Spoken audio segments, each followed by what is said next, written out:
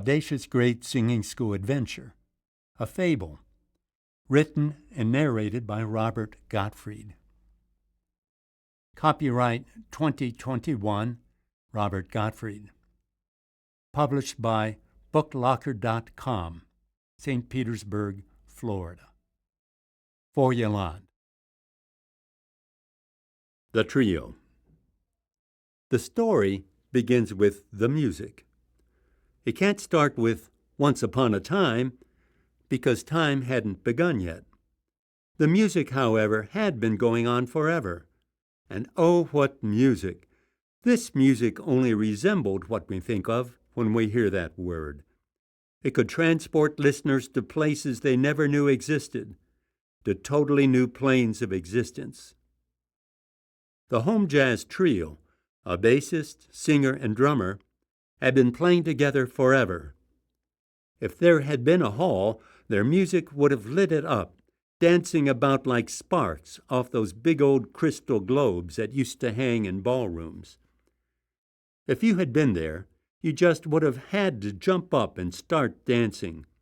Your body would have started to sway, your toe would have started tapping, and soon you'd be off doing the two-step or whatever struck your fancy. Music moving through you, in you, between you, and those around you. Everyone swaying to the rhythm, singing along, swept up in the tidal wave of melody. However, no one but the trio was around. Each member of the trio contributed something unique and vital. If it weren't for the bass player, the one the other two affectionately called Big Bass, there'd have been no music, for the bassist provided the trio with its unending stream of new ideas. It's where the music started. You could even say the bassist was creativity itself. The singer knew Big Bass so well that he picked up the bassist's ideas with just the slightest change in the bass line, and then expressed them, giving them form and substance. When the vocalist sang, you would suddenly have heard ideas that had no words, but that ran far deeper than words ever could express. It would have said what you had always known to be true. Singer made Big Bass's ideas real. Then there was the drummer. Drummer held the trio together with undulating, pulsating rhythms that just called ideas out of Big Bass and drove Singer to give them life. Drummer never called attention to herself, delighting rather in animating her colleagues, inspiring them to listen and respond to one another, to work as a tightly knit community that always went where they hadn't gone before. You need to keep in mind that this was music. When you heard it, it was alive. You didn't only hear a good bass line, melody, and rhythm all feeding off one another. You heard the song, something far beyond the sum of its parts. Hearing the song, you could almost see three shapes twirling, intertwining, swirling about, responding to each other's movements. The members of the trio in many ways were the weaving in and out of the bass line, melody, and rhythm, each part, in a way, formed by its listening and responding to the others. Leaping totally into the mix, they played with abandon, throwing inhibition out of the proverbial arena and responding with endless delight to what they heard. Call and response, shout and amen. Never thinking of themselves, they lived for music and for each other. They were music, alive, passionate, and unendingly moving.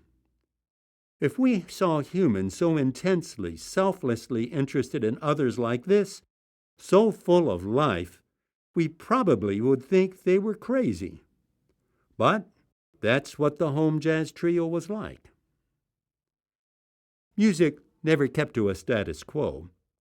If they had been there, hearers who liked easy listening music that stayed unobtrusively in the background would have heard insistent melodies and intrusive percussion that got into their faces and demanded that they pay attention. Those addicted to songs with driving rhythms with harsh vocals would have experienced long, flowing melodic lines that called them to profound stillness.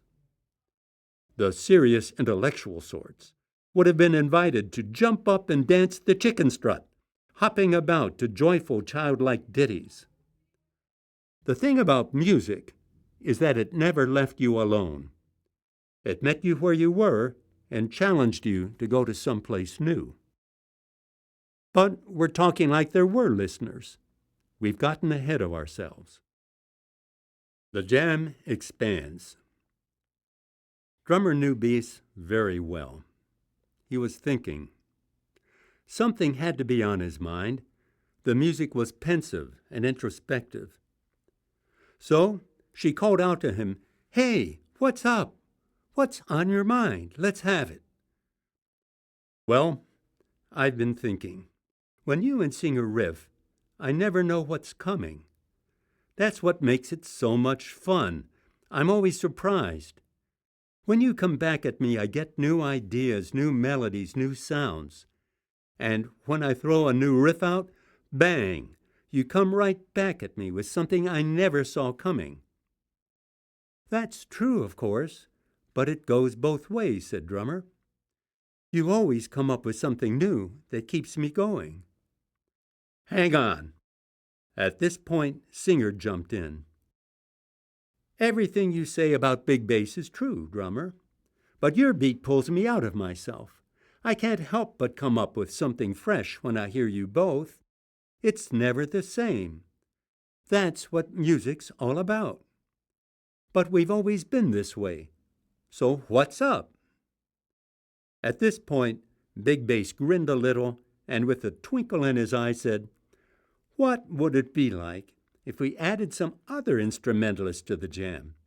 Wouldn't it be a blast? More surprises, more new material, new harmonies. What do you think?"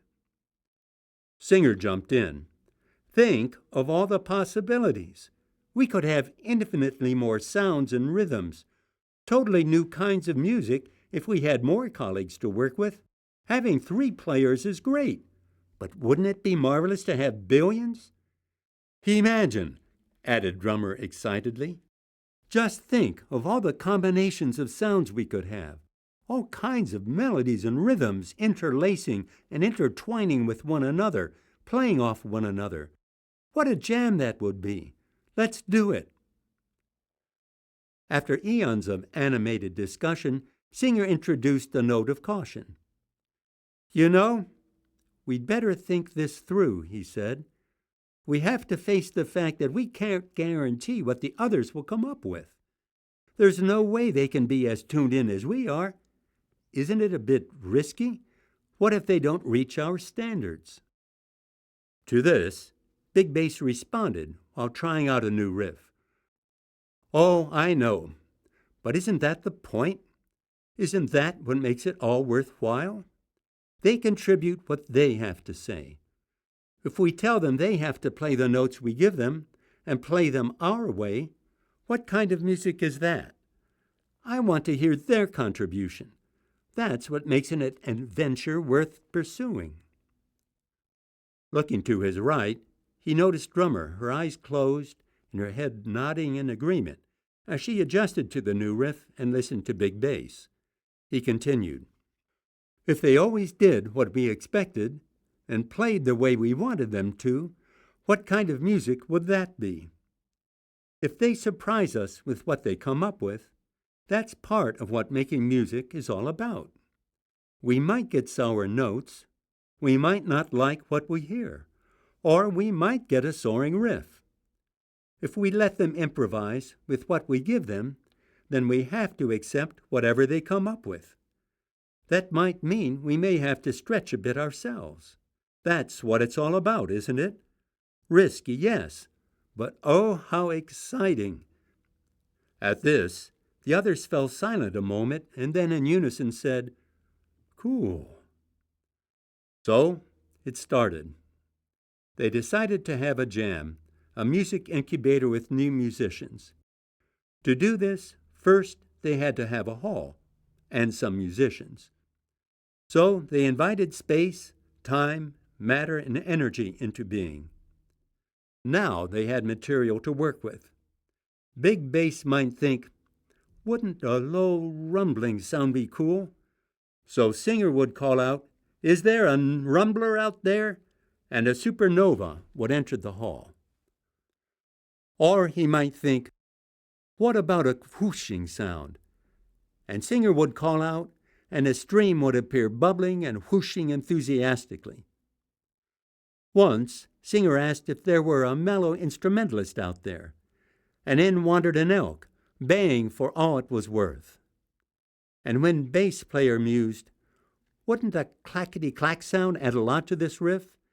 And singer yelled out, is there a percussionist out there? Into the hall fluttered a woodpecker. They hadn't expected a woodpecker, but thought it was a marvelous addition. Home welcomed it into the jam as it had all the others, drummer quickly sweeping it into the music. And so it went. Night after night, Home played at the heart of a large grouping of musicians whose composition changed over time. It started slow because the new members had to learn the ropes. The music was simple but delightful. Gradually, it grew more complex, multiple rhythms and melodies weaving in and out in varied colors and textures. But through it all, the trio played at the heart of the jam so that, even in the midst of all the learning and growing, the perfection, depth, and joy of the core of the music never changed. Sour notes. One day, while the usual goings-on were going on, singer turned to the other two and said, you know, this is really cool, but it's just not enough. I wish everyone really listened to one another. Oh, they try for sure, at least some do, but they just don't get it. None of them truly listen. Or they listen and don't fully come back at us. Well, you actually can't expect that, can you? Said Big Bass. After all, they're only stuff. Energy and matter stuck in space and time. They have to be able to hear us to jam well, and they're all a bit deaf. It's not their fault. It's just that they're not unlimited like us. So what can we expect? Well, I so wish that they could groove like we do, responded drummer. Get into the zone and let it rip. They're always only part way there. It's like they hear us but don't. They see us with their eyes half closed. They're not really there. When I play with the two of you, I feel you deep inside and know what you're thinking, and you do the same. But everyone else is just a little way off. They play music, but they don't sing. They want to get close, and yet they can't quite get there. I wish they'd all be as tightly in tune with one another and to us as the three of us are. But they're held back by their very nature. I'd really like to be as close to them as we are to each other, but they're not up to that. I'm with you, said Singer. A lot of times they don't even seem to hear us playing at all. They don't even seem to want to play with each other. They'll fight or chase each other out of the hall. We knew it was risky, that things might not develop totally according to our liking. So, here we are. It hurts that they hurt. And have you noticed the humans? Now, the humans were the most problematic of them all. They certainly had the most potential. They could do just about anything. Make up new songs, dance, sing in parts, even make new instruments. But they didn't have much self-control or discipline. Nor did they seem at times to care much for the others in the jam or, if truth be told, for each other. When it came to chasing each other or other creatures out of the jam, they were really good at it. Furthermore, they were excellent at not listening to the trio. As Big Bass put it, the problem is that they're all stuff. Stuff's off by itself, and in humans it's run amok. Running musicians out of the hall just isn't our way. After a period of drummer pecking away at the snare drum, while singer hummed to himself, drummer softly said, "Well, if the problem is that stuff is off by itself, maybe we need to deal with that. If the others in the jam can't hear or see us very well, maybe they're just too far away, even though we're always right here." A few more minutes passed. Then Big Bass mused, "Well, if they're too far away and can't reach us, maybe we can close the gap by our going to them." The others straightened up in their seats as they pondered this idea. Silence fell over them as they considered what this meant and what it might entail. All of a sudden, Big Bass exclaimed, "What if one of us became stuff? Then 'cause we're so tight together, we would be really close to everything. Like, say, if drummer became stuff, singer and I would be real close to it through her. The jam would hear and see her, while she hears and sees us. If they followed her, they would follow us. She could teach them how to hoot or rumble and how to listen to us and to each other. Then we'd all really start to play." "That's amazing," said singer. "Wouldn't that be crazy? What a great idea." "They'll need some sort of example to follow, some sort of role model to follow," Big Bass mused. "We'll have to start with becoming one individual creature who will be our entree into all of stuff, kind of like a beachhead. By having someone they can see, it will be easier to teach them how to listen." "Who do you think should go?" asked singer. "Well, drummer put her finger on the problem," offered Big Bass. "Maybe it should be her. After all, she's always pulling us together and keeping us in touch with one another. She could provide stuff with the beat and hold them all together. She'd be great at that." To that, drummer responded, "That may be true, but you know, I always stay in the background. I'm not out in front. I stay hidden. If I were to go, the others would have a hard time noticing me. That won't work if we're trying to get their attention. I'm afraid I'm not the best for the job. What about you, Big Bass? Why don't you go?" He pondered that for a few moments. "We need someone with personality," he responded. "Someone with pizzazz, a person with a face. I'm the ideas guy. I come up with them, and singer runs with them. If I went, people would think I was running some sort of think tank or something.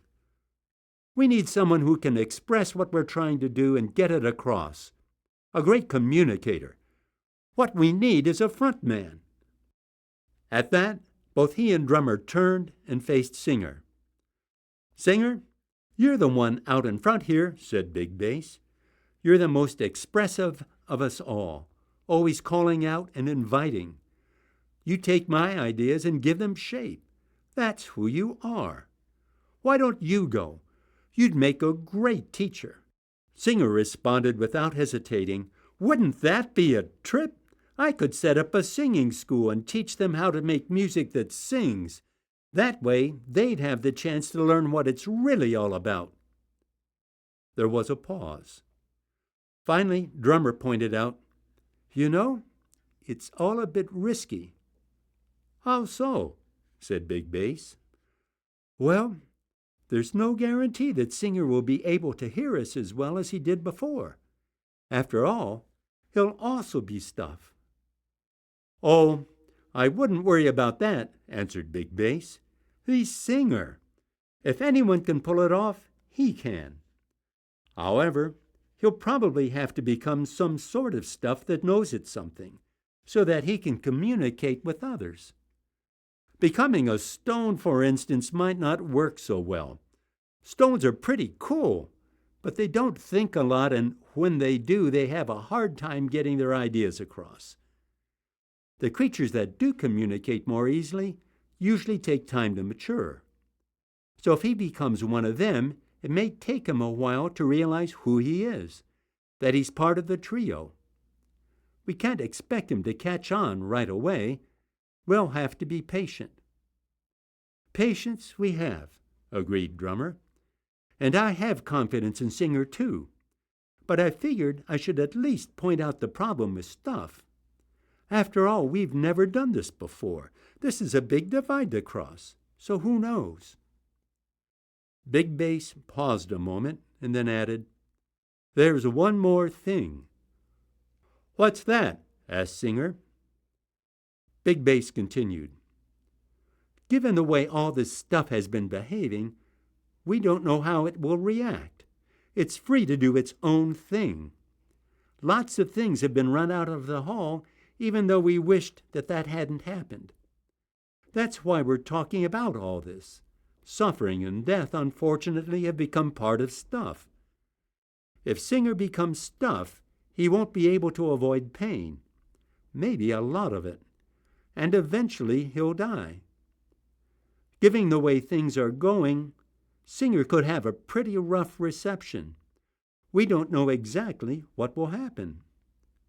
Because we want stuff to be free to become what it will be, all we can allow ourselves to do is get in there with it and to nudge and encourage. We do know, though, if we stick it out, we'll achieve our goal eventually. No more sour notes. Then we'll finally really jam." At this, Singer put on, "I get that. I agree. There's risk all around. But it would be all worth it. I'm ready." Then, like before, another moment of silence followed. Then in unison they all said, "Yeah." The Great Singing School Adventure. Having decided that Singer should become part of creation, the trio had to decide what kind of matter or stuff it should become, a river or a dolphin, perhaps a platypus or bacterium. Up till now, the trio had played into existence a seemingly infinite number of different types of creatures: rocks, water, air, stars, ants, dinosaurs, beetles, bats, and fungi, to name a few, with unfathomable numbers of each. Holm delighted in watching their habits and the way they related to one another. It even rejoiced in those creatures we hardly even notice, like barely visible rotifers or soil fungi. Holm delighted in the ordinary, day-to-day existence of every creature.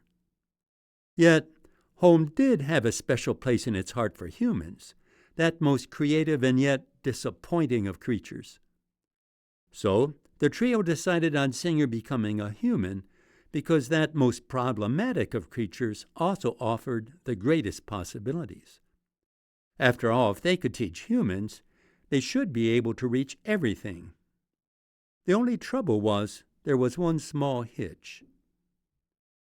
Big Bass piped up, "You know, we never impose ourselves on anything. We invite, we entice. We cooperate and collaborate and never force anything to do what we want. We can't just decide for Singer to become a human. Once we do that, humanity changes forever. Humans deserve to be asked. It's the least we can do." The others nodded their heads in agreement. Having played with members of the Jam for a long time, Holm knew which members the trio could rely on. So, Holm sent a trusted messenger out knocking on doors to ask if someone there would be willing to collaborate with them on making something new, a human who was also part of the trio. Finally, they found a poor, nondescript young woman in a backwater of a subjugated, insignificant nation. When the messenger asked if she would be willing to have the trio father a child to whom she would give birth, she, of all people, said yes. She didn't really know what it meant. What she did know was that at best this was a risky thing for her to agree to. Yet the messenger's invitation stirred deep within her, and her assent poured out, even as she wondered what it was all about. So, true to the trio's down-home nature, when Singer joined the infinite to the finite, he did so through the most everyday means, by being born like all humans, a very ordinary birth in a very ordinary place. As usual with anything involving the trio, though, they made the ordinary extraordinary. The mother and the baby's foster father named him Contigo, which in their language meant with you. He grew up like all the other children in his village, learning a trade in his father's business. Contigo was a baker. Home knew that the humans had an unusual ability to make it difficult for themselves to hear, to listen to the trio's music. Somehow they always managed to put obstacles in the way. The place where Contigo grew up was no exception. Although humans considered the nation Contigo joined to be insignificant, the trio particularly cared for it, because for generations, this people had attempted to listen to the trio's music and to respond to it. Similarly, the trio had been wooing it for a long time. Music shaped the nation's entire culture and its identity. They were the listeners. However, over time, as humans are wont to do, they formalized and codified listening, playing, composing, and singing anything having to do with music. The Academy of Music regulated who could make music, how they were to do so, and to what degree various classes of people could listen. Composers had to follow specific patterns and rules, and so had to study for years and adhere to rigorous formulae. Those who wanted to comment on or interpret what they heard had to go to school to learn how to do so. Performers had to adhere to certain styles and play approved music. Ordinary people went to performances and appreciated what they heard to varying degrees, depending upon their own dispositions and whatever instruction they were able to receive. Over time, the listeners split into a number of sects that disagreed strongly with one another, so that they grew increasingly fractious and unruly, despite all their rules and institutions. All this saddened home.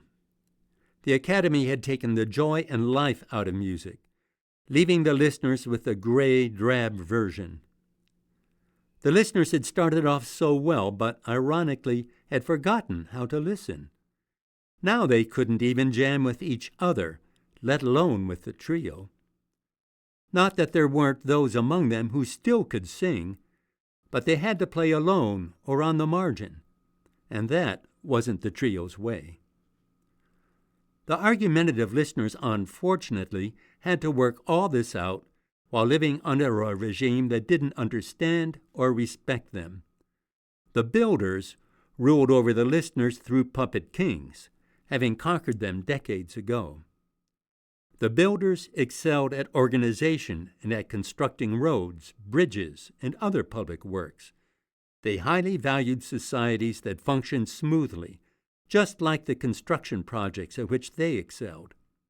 They didn't understand all this silly, useless fuss about melody and composition, and the listeners chafed under the builders' autocratic and rather humorless rule. As the listeners grew more restless, the builders grew more anxious about maintaining control over these obstreperous people. Only the trio would think this was a great place to start a singing school. That's where Contigo grew up. Lugar. Contigo progressed from boyhood to adulthood like most boys in the village of Lugar. He also looked like most of the men in the village, medium height, brown eyes, curly hair, slightly stocky. He boasted a warm smile that balanced his quiet, unassuming nature.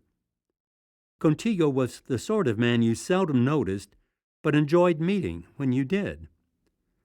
Like the other men, he wore the village dress, a long natural cotton tunic over cotton pants cinched with a sash and soft cotton shoes with rope soles. Education in the town took place in the home. From his father, Contigo learned what was expected from a man, including the family traditions of baking, integrity, honesty, and hard work.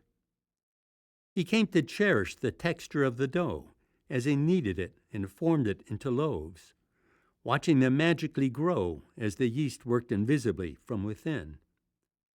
He loved accompanying his father as they delivered the bread to their clients and exchanged the news of the day.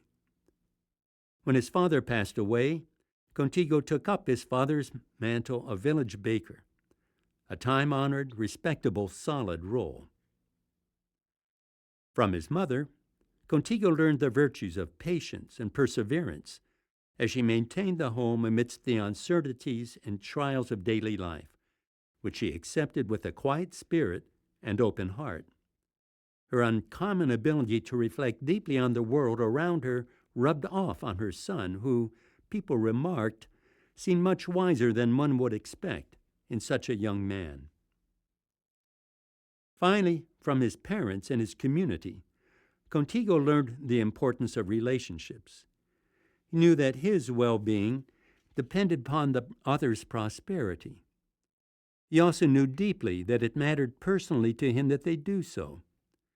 In some unfathomable way, he and all his neighbors, whether he liked them or not, were part of one another, and they knew that. Contigo also knew that his village extended past the last dusty road leading out of the collection of mud-built homes and scattered trees they called lugar. Contigo's neighbors included the gardens, orchards, and woodlots, accompanied by occasional patches of untended forest on the outskirts of town. Centuries of overgrazing had reduced this one fertile, stream-filled plain into a semi-desert populated by scrub trees, dry brush, and skittering lizards, a landscape baked by relentless sun in the summer and chilled with harsh east winds in the winter. Farming here required constant attention and careful stewardship of the little water available. Although Contigo felt saddened when he walked the land, sensing something beautiful had been lost, he loved these desolate places too. The few remaining places where humans and nature danced together, whether joyfully or cautiously, fascinated him. He particularly loved the cool dark of the forests and the animals they sheltered. They, too, were part of his community. The butterflies and flowers, and especially the occasional spring giving birth to the few streams around Lugar, spoke to him in ways he couldn't express in words. He could give them voice, though, in his music. Contigo possessed a gift for music that set him apart from his fellow villagers. If he saw an instrument he'd never encountered before, in a few minutes he would be picking out tunes on it. In a few days, he could teach others to play it. What instruction he received consisted of tips from friends who also played. Children in Lugar learned at their parents' feet, as people said. Contigo made his daily rounds, delivering bread with a song on his lips. People commented that they always knew when he was coming, because his singing announced his imminent arrival. Moreover, he usually delivered a new song along with fresh bread. Contigo seemed to possess a bottomless font of new tunes that his customers always enjoyed. "I just don't know where that young man gets the ideas for his songs, but I sure do like them," was a refrain his neighbors inevitably shared at some time during the week. What Contigo didn't share with his neighbors was what went on inside himself. He didn't understand it, and most certainly didn't think his neighbors would. Not wanting to start them talking, he kept his inner life to himself. He heard voices, two, in fact. Most of the time, they didn't speak to him in what you could call words. Occasionally, he would hear a deep bass or a higher female voice, encouraging him to try something new or to listen carefully to something. More often, though, they were more like emphatic ideas or a driving, pulsating rhythmic force. All the time, however, the voices expressed themselves in music. In his deep down within, Contigo would have to admit that he felt that he was music, and that the music had a life of its own that communicated itself in and through him. As a teenager, he once tried to describe this to his mother, who then just smiled and said, "Well, maybe that's just who you are." He felt comforted by that, but didn't understand what was going on any better than before. He still didn't. So when people complimented him on the way he sang, or on his talent for playing instruments, he just smiled and said, "Thank you," and left it at that. All he knew was that when he heard the voices or paid careful attention to the music, he felt more at home than anywhere else, even than in his parents' house. For Contigo, baking bread and making music amounted to much the same thing. Both fed people, both fed the soul. He found that kneading dough, forming loaves, and making music captured his total attention. Somehow, he put himself into the loaves and the songs. And when he delivered the fruit of his efforts to the homes and businesses, he felt he left a bit of himself with them, leaving his customers a bit richer, even though a coin or two poorer as a result. Although it was highly unusual, Contigo never married, largely because he wanted to devote his total attention to the people of his town through serving them bread and song. In many ways, he married the people of his village, even if they didn't understand. One late afternoon, Contigo had just finished his last delivery. When he looked up, he witnessed the most amazing sunset he had ever seen. A symphony of dark purples, brilliant oranges, and electric yellows arrested him. He stood, transfixed and awed. At that moment, Contigo distinctly heard and felt a call to share his gift with others. At this precise moment, his life changed, his heart and mind galvanized into leaving his solid, respectable life behind to leap into something totally new. Not knowing what the totally new was, Contigo picked up a flute, a few oranges, and a loaf of bread, and headed for the mountains to figure things out. On his own, amidst the rocks, streams, and trees, he pondered and listened to the voices, which now sounded like words. If we had overheard Contigo's part of the conversation, it would have sounded like this: "A trio? You're what? I'm who?" After a period of silence, Contigo mused. "No matter how hard I've tried to convince myself otherwise, I've always known I was different from everybody else. Up to now, I never could figure it out. Now it all makes sense. So, I'm here to teach people how to sing? And I'm part of an eternal trio? Cool!" Now, Contigo needed to figure out what all this meant. How should he start? What would that look like? In the process, he heard other voices. He had heard them before, too, but now they insisted on being heard far more. The typical day of the next several weeks consisted of a series of thoughts from competing voices that swirled around, attempting to capture Contigo's attention. Contigo realized that, given his talent, for the first time in his life, he could be famous. Could get a manager and go on tour. Contigo had no doubt that he could gain the adulation of the people of the cities, places he'd only dreamed about. They lay so far away that he'd never entertained the notion of leaving Lugar. Being famous, women hanging on his every word, people inviting him to their luxurious homes, politicians asking him for advice and support, attracted him. Of course, being famous, he then could influence people in power. Maybe he could get the builders to ease up a bit, maybe even let the listeners rule themselves. He could liberate his people. He could do a lot of good. And of course, the people would love him even more. It was a win-win. And then there was the money. All this would bring in cash. Until now, he had never wanted more than his modest house and garden. Bakers, though respectable, earned little.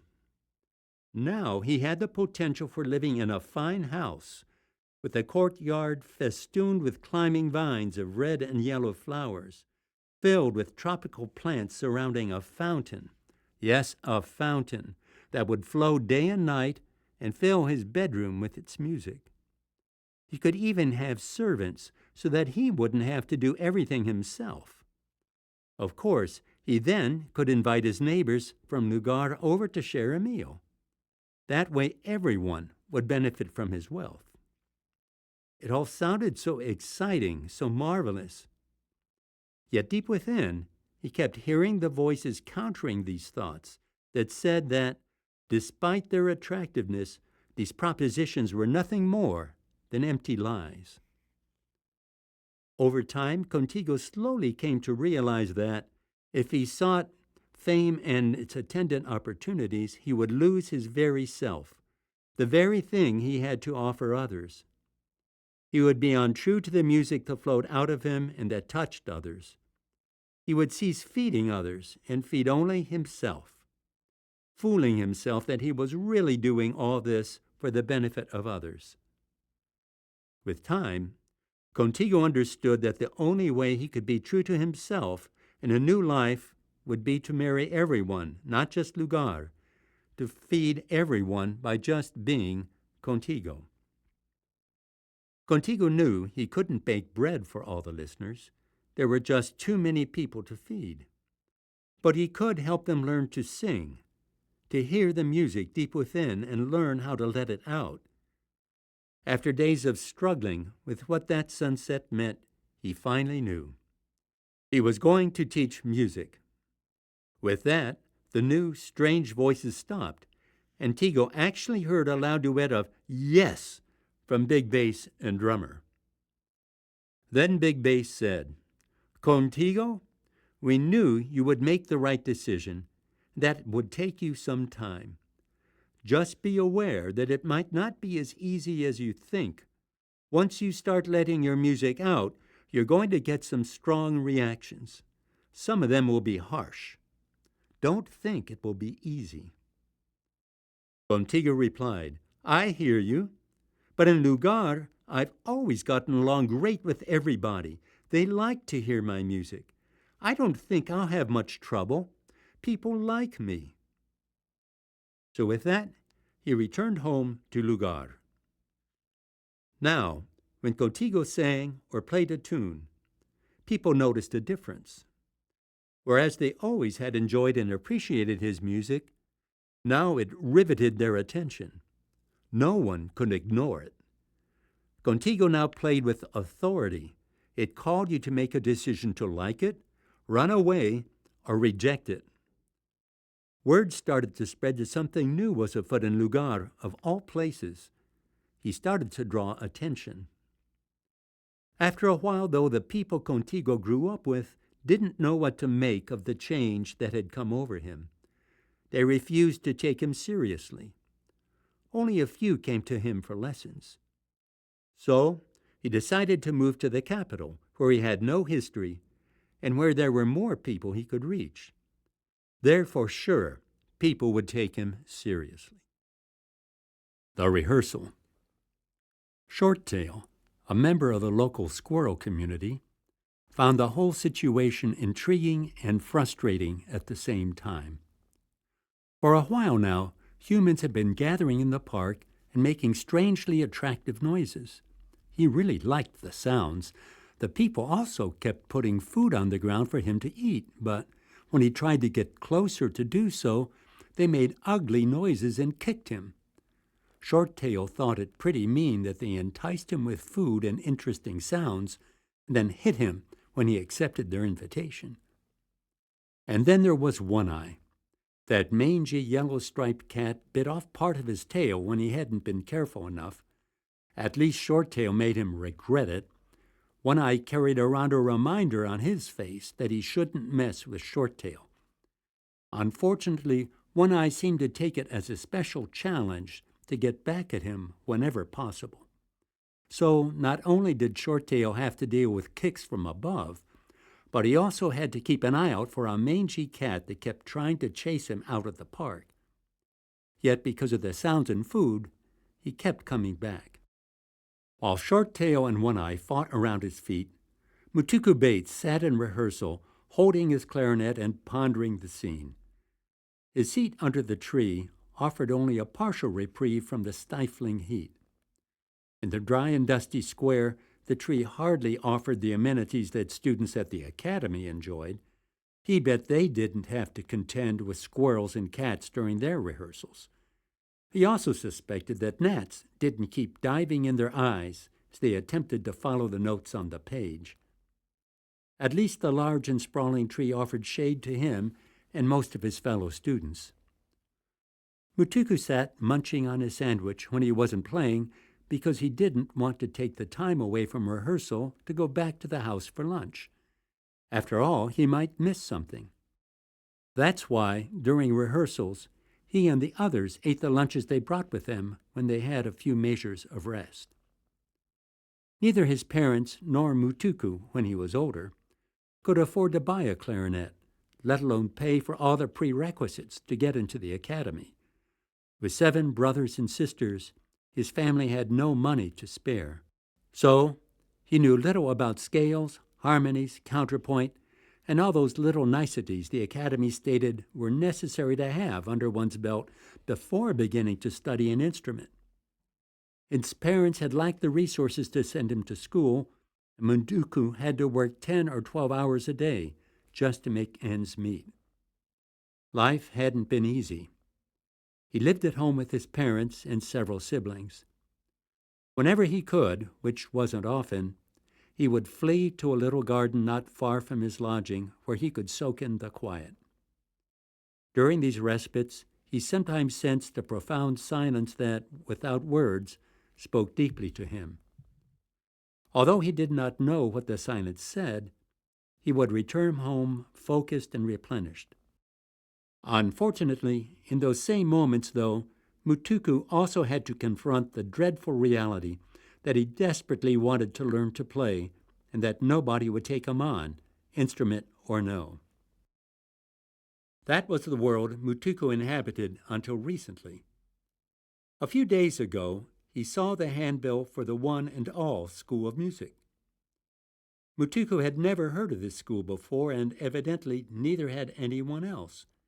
It lacked the academy license, and its director seemingly came out of nowhere and started offering lessons. What initially attracted Mutuku was the price. Evidently, you only had to show an interest in music in order to get in. The school offered free tuition and required no prerequisites other than a desire to make music. That fit Mutuku perfectly. All he needed was a clarinet. That had presented the final obstacle. Now, here he sat in rehearsal with Contigo, the director, patiently trying to hold the group together. This was proving no easy task, given the members of the ensemble. It wasn't that they lacked enthusiasm. In some ways, they had too much. For instance, there was Ho Chen, also known as Salvo. Salvo played drums, or tried to.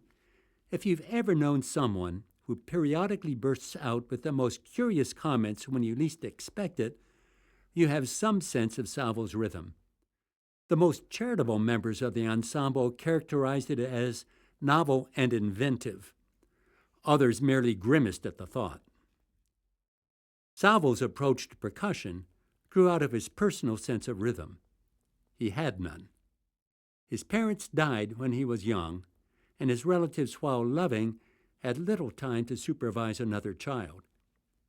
As recent immigrants, they all worked several jobs, attempting to earn enough to keep themselves in food, shelter, and clothing. So Salvo seldom experienced either routine or supervision. If he did, it lasted no more than a few months. As a result, Salvo developed his own personal rhythm of life that consisted largely of responding to whatever impulse struck him at the moment, as it did frequently and intensely, sending him reeling from one thing to another.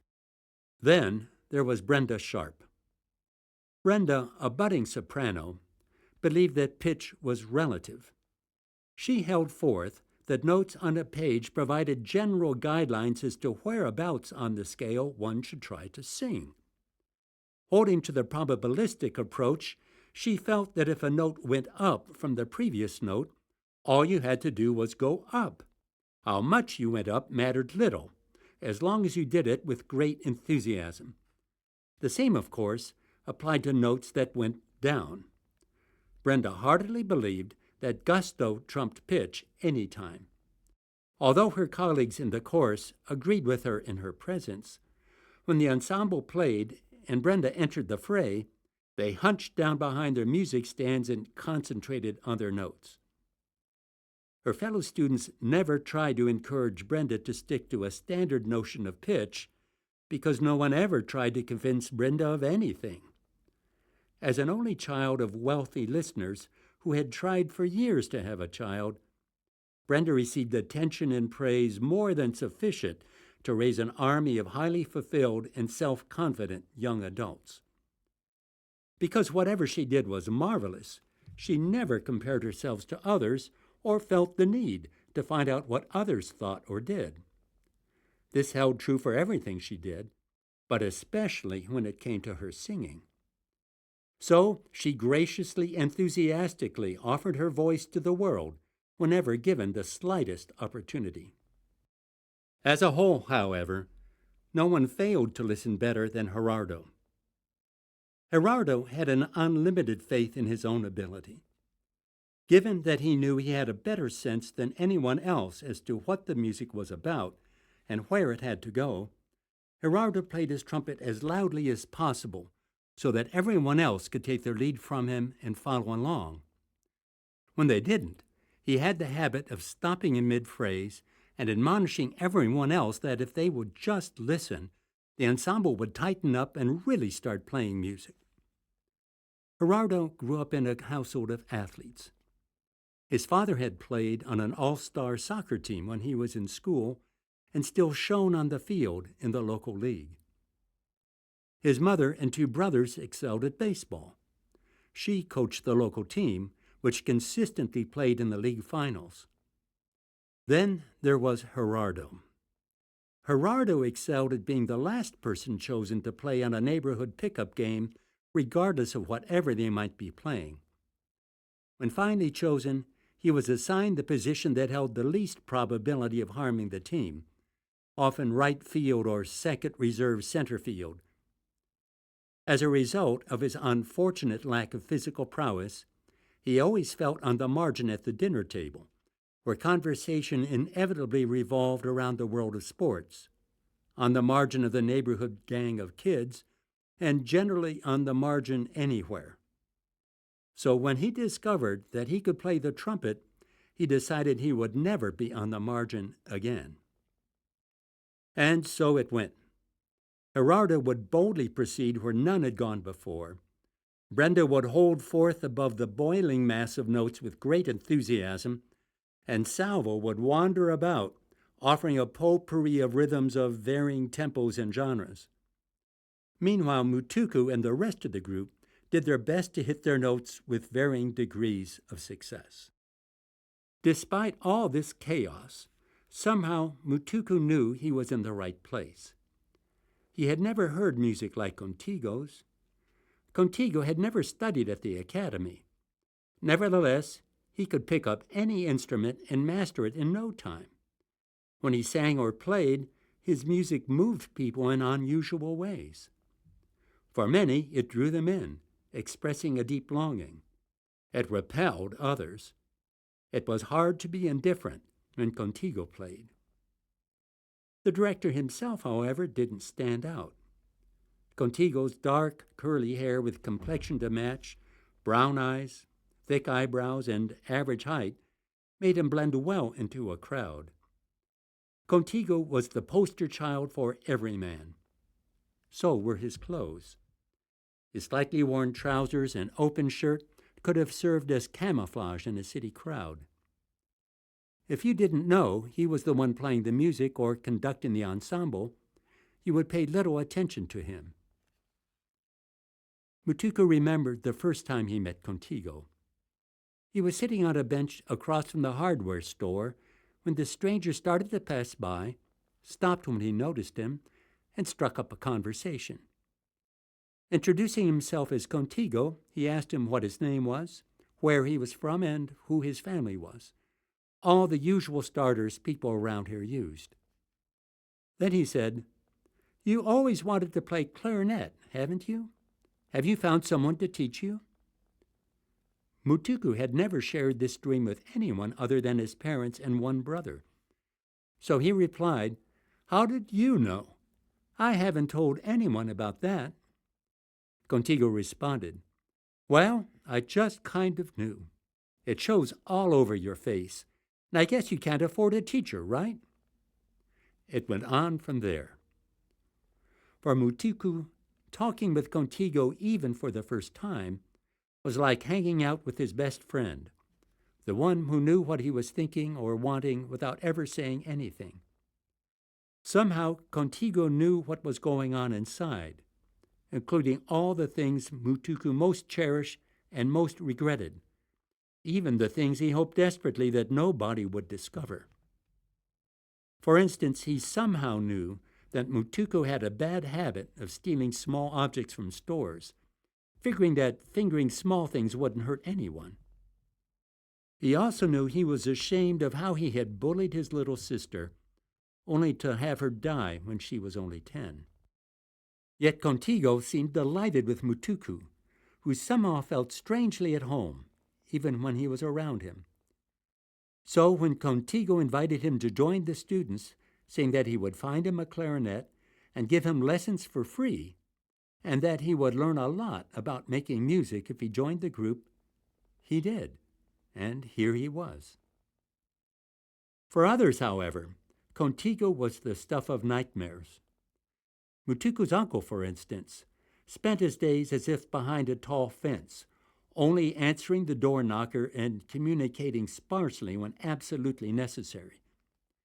When someone like his uncle met Contigo, it was like Contigo would walk right through that fence, find his uncle madly trying to bury stolen loot, and then ask him, with a disarmingly huge smile, how he'd like a glass of cold water or a beer.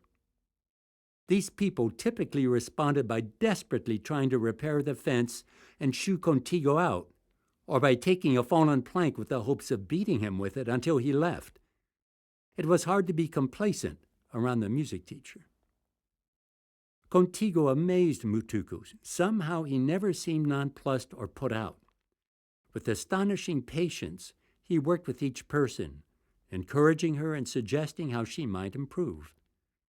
He complimented the group on the occasional times they sounded somewhat harmonious, and always said that they were getting better and would improve as they practiced. He continually called them to something more, and his students responded. Contigo welcomed everyone. He even seemed to like having the animals around. The director constantly urged his students to stop kicking at the squirrel and cat and to welcome them into their midst. So they tried to kick them when he wasn't looking. Contigo never allowed anyone to criticize someone who really tried to play. He said that as long as someone truly tried with all their heart, that they deserved respect. Yes, they might be able to improve, but Contigo believed that all who sought to play, whatever or whoever they were, deserved to be honored, and that eventually all would learn their craft. They might not achieve technical perfection, but they would learn how to touch others' hearts. On the other hand, he had little patience with those who played or sang, even with great proficiency, but who conveyed little in the process and bragged about their prowess. Contigo always encouraged his students to dive deep inside themselves and to tap into what they heard. Practice and technique would help them to learn to express the music they found there, and in the process to hear that music more clearly. In sum, he felt that potential musicians who knew they knew little could grow and ultimately do great things. Those who knew they already knew everything would never progress because they never really knew what music was about. In an effort to wake the latter folks up, Contigo never lost an opportunity to call this to their attention. For some reason, however, the deaf never appreciated being told they didn't have any ears. On making music. One day, Brenda was busy haggling with a store owner over the price of bananas when she heard a whacking, banging, clanging, careening down the road towards her, clouds of dust swirling in its wake. Both she and the store owner jerked toward it, wondering what of all things this could be. Then Brenda saw. Contigo was prancing down the street with a phalanx of children banging on pots, clacking sticks together, whistling, blowing through blades of grass held between their thumbs, and altogether having one jubilee of a time. Brenda was appalled. She couldn't imagine the maestro lowering himself this way. So when Contigo came near, Brenda pulled him aside, whispering, "Maestro, what are you doing? I thought you said music is serious business, yet here you are disgracing yourself like this." Contigo, panting a bit, smiled widely and patted Brenda on the back, saying, "Oh, Brenda, on the one hand, you're perfectly right. Yes, there's nothing more important than music. Getting good at it requires discipline and lots of practice. But we take ourselves too seriously.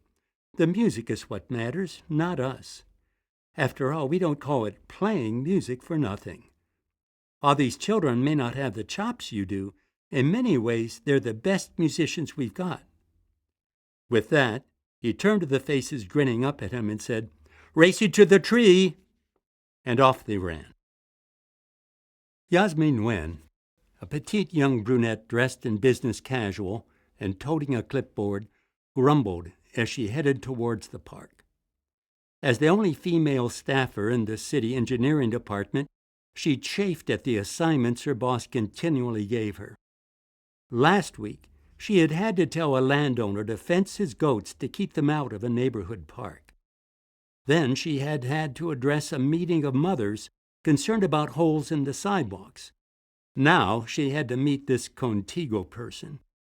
She'd heard about him, some crazy nobody trying to teach people how to play music, riling up crowds with his ruckus and generally creating a nuisance. Wherever he played or taught, people gathered, obstructing markets and streets. So now her boss sent her, the only person in the entire engineering department who graduated at the top of the engineering curriculum at the university, to tell this Contigo guy that he needed to have a permit to play in the park, and that the city no longer felt that his teaching there was appropriate. They trained her to build roads and dams, and here she was ordered to tell some weirdo that he couldn't play music in a park, as if playing music mattered anyway. Talk about being played. As she approached the park, she spied someone who must have been Contigo taking a break under the tree. She figured it had to be him, given that he was surrounded by people with horns and fiddles, peppering him with questions, while curious bystanders looked on. Walking up to him with her best authoritative face, she was about to speak when his face lit up and he greeted her with, "Yasmin, so good to see you. I've heard lots about you. How's your mom? Has she gotten over her operation? Let's go over to the cafe and I'll treat you to a cup of tea." Nonplussed, she agreed. She'd never seen him before, yet he seemed to know a lot about her. He made her feel strangely welcome and at home, as if she'd known him all her life. This wasn't going according to the script. They went across the street to a little cafe that had an overhang with 2 small round tables placed next to the road. Choosing one, Contigo drew a chair from the table and invited Yasmin to sit, while he chose the seat directly opposite her. At this point, a waiter greeted Contigo like an old friend and immediately brought 2 teas to the table. Then Contigo said, "Well, Yasmin, I understand you graduated at the top of your class. Congratulations. Your family must be proud. Tell me, how is it at work? You're breaking new ground. What's it like for you?" Taken aback, much to her surprise, she shared her frustrations with him. The lack of respect, the menial assignments, the daily condescension. Contigo nodded his head. "It must be very difficult for you. I know what it feels like for people not to take you seriously or give you credit for what you can do. And now they've asked you to come to tell me I have to have a permit to teach in the park, which, of course, the city won't give me. Am I right?" Further taken aback, she replied sheepishly, "Yes." Contigo replied, "Well, I'm not surprised. I've been expecting this. The city sees what I'm doing as disrupting the city order, while the academy resents me and wants to shut me down. And lucky you get to be the one to do their dirty work for them. I'm sorry."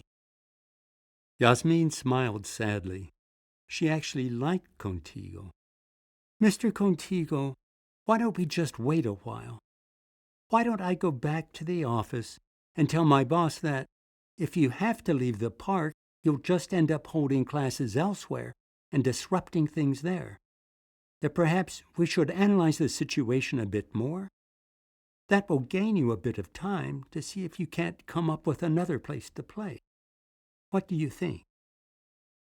Contigo smiled warmly as he thanked her for her thoughtfulness and kindness, saying that he would appreciate any help she could offer. He told her he had to get back to his students and that he had greatly enjoyed meeting her. As they got up from the table, having finished their tea, he said, "Have you ever considered playing the violin? I think you might have a real gift for that." Yasmin laughed and said, "No, I never have. I never thought much about music. It's never been part of my family. You know, we builders don't believe in it." Contigo nodded his head. "Yes, I know. But think about it, okay? You might find that, despite what you think about it, it might change your life. Would you do that?" With a little smile, Yasmin said, not really meaning it, "Sure, I'll do that." But as she left the square, she couldn't help but wonder. Frustrated and discouraged, Contigo sat on the rock in his get-away-from-it-all place, deep in conversation with the others in the trio. On the outside of the capital, he had discovered a little oasis of green surrounding a small spring, a relief from the relentless barrenness of the landscape. Next to the spring, Contigo felt relief, not only from the sun, but from the incessant clamor of people wanting to ask him questions, and the hostile reactions of those who vehemently opposed what he was doing. So after a particularly frustrating and disheartening week, he had come to have a frank and open discussion with the voices. "So, Contigo, you're finding they're going rough right now," said Big Bass. "Rough? I'm exhausted. I can never get away unless I come here. Even then, people sometimes follow me. I'm so tired, but I never want to turn them away. They're so hungry to really play, and they don't know where to turn except to me. So I keep going. But it's taking its toll. I don't know how I can keep it up. To make matters worse, if they got it more often, if I could see more progress, that would pump me up and keep me going. But they just don't seem to understand. They want to. They try really hard. But even my most able students only get partway there. They're stuff. That holds them back. This is a lot harder than I thought." "It's challenging for sure," agreed Drummer. "We've seen how they fall asleep or get distracted when they're in rehearsal or jamming. They have a hard time and tire out quickly. Nor do they really understand what you're trying to get them to do." "Have you thought about breaking down your approach into little pieces so you could take them through things bit by bit? Maybe it's too much for them to try to learn all at once. What about actually having classes where you could explain more in depth, and they could work on one thing at a time?" asked Big Bass. "I had thought about it," replied Contigo, But until now, I thought I didn't need to do that. Maybe that should be my next step. How are you feeling about the academy in the city? They've been giving you an increasingly hard time, said Drummer. That's for sure, agreed Contigo. Everything I try to do rubs the academy the wrong way. They're so wrapped up in their rules and methods that they've lost what it's all about. They're convinced I'm going to ruin everything they've tried to build. I'm just trying to give it life, but they don't see it that way. I'm not part of their club. I didn't go through their system. So they ignore everything I say, even when my students play more musically than theirs. As far as they're concerned, credentials are everything. I don't count. Then there's the builders, Contigo went on. Because I don't charge anything, I can't afford to hire a hall to hold class in. So we meet wherever we can. The crowds that gather around us love what we're doing, but the merchants and traffic control complain that we're getting in the way, disrupting city life and affecting business. The prefect feels what we're doing is nonsense that threatens the real life of the city. Builders can't see that it's music that makes a place alive and thriving. For them, if it's not tangible, not concrete, he said with a grim smile, it doesn't matter. So they're doing whatever they can to keep us from gathering, demanding we get permits to meet in public areas that normally don't require permits, trying to limit the number of people that can meet in one place, spreading rumors that we're subversives meeting under the guise of musicians. It's also draining. And I want so much for them to join in too. I wish they would be open to what we're trying to do so that they could experience the rush of really playing. I guess what the Academy offers hasn't impressed them much, so they write us off too, without giving us a chance. Drummer responded, No matter what you do, the Academy and the city are going to push back. As you know, there are always individuals, whether listeners or builders, who will get what you're doing and respond. But the powers that be, whether academy or city, will resist you because you threaten their authority. They're not about learning and changing, but about maintaining the status quo. So if you're going to teach, they're going to resist you. And the more successful you are, the stronger they'll react. If your classes work, expect more opposition. Whatever happens, though, we're with you. In the end, you'll succeed, despite everything they try. After more conversation, Contigo lay down on the moss. He soon fell fast asleep. Several days later, Contigo wiped his brow and considered his orchestra gathered under the shade of the plaza's largest tree for his newly constituted class, Ensemble 101. Somehow the music didn't gel, so he called a timeout. Who can tell me what music is? His students looked nonplussed. This was another of Contigo's questions that no one even knew how to start to answer. Salvo volunteered. It's a series of notes in a rhythmic pattern. He smiled as his compatriots nodded their heads in agreement. Thanks, Salvo. Tell me, is it music if someone plays the notes and his audience falls asleep? Well, the musicians still played them. The music was still there. That's true. But what if after playing them the trombonist, let's say, immediately starts making a list of things he meant to tell Aunt Jane? Do you think he truly was playing music or only a bunch of notes? Gerardo jumped in. It depends on how well the notes are played. If they smoothly connect to one another and make sense rhythmically, then they are music. Ah, Gerardo, good point. But what if someone stumbles through a passage, but somehow makes sense out of the notes? If they somehow convey a meaning despite the errors, are they making music? On the other hand, if someone plays every note right, but they don't move either themselves or their listeners, have they succeeded musically? Gerardo didn't know what to say. Brenda did, however. If they play with feeling, if they let their emotions out, even though they don't hit all the notes right, then they really are making music. Very good, Brenda. To give meaning, one must be in touch with one's feelings. But we also need some structure to provide those feelings meaning, to enable others and oneself to understand them, to name them. Raw feelings provide the wherewithal for music, but pitches of the notes, the rhythm, and the nature of the instrument itself all contribute to making sense out of the feelings. Did you ever have an emotion you couldn't put your finger on initially? Whether it made you feel good or bad or something else?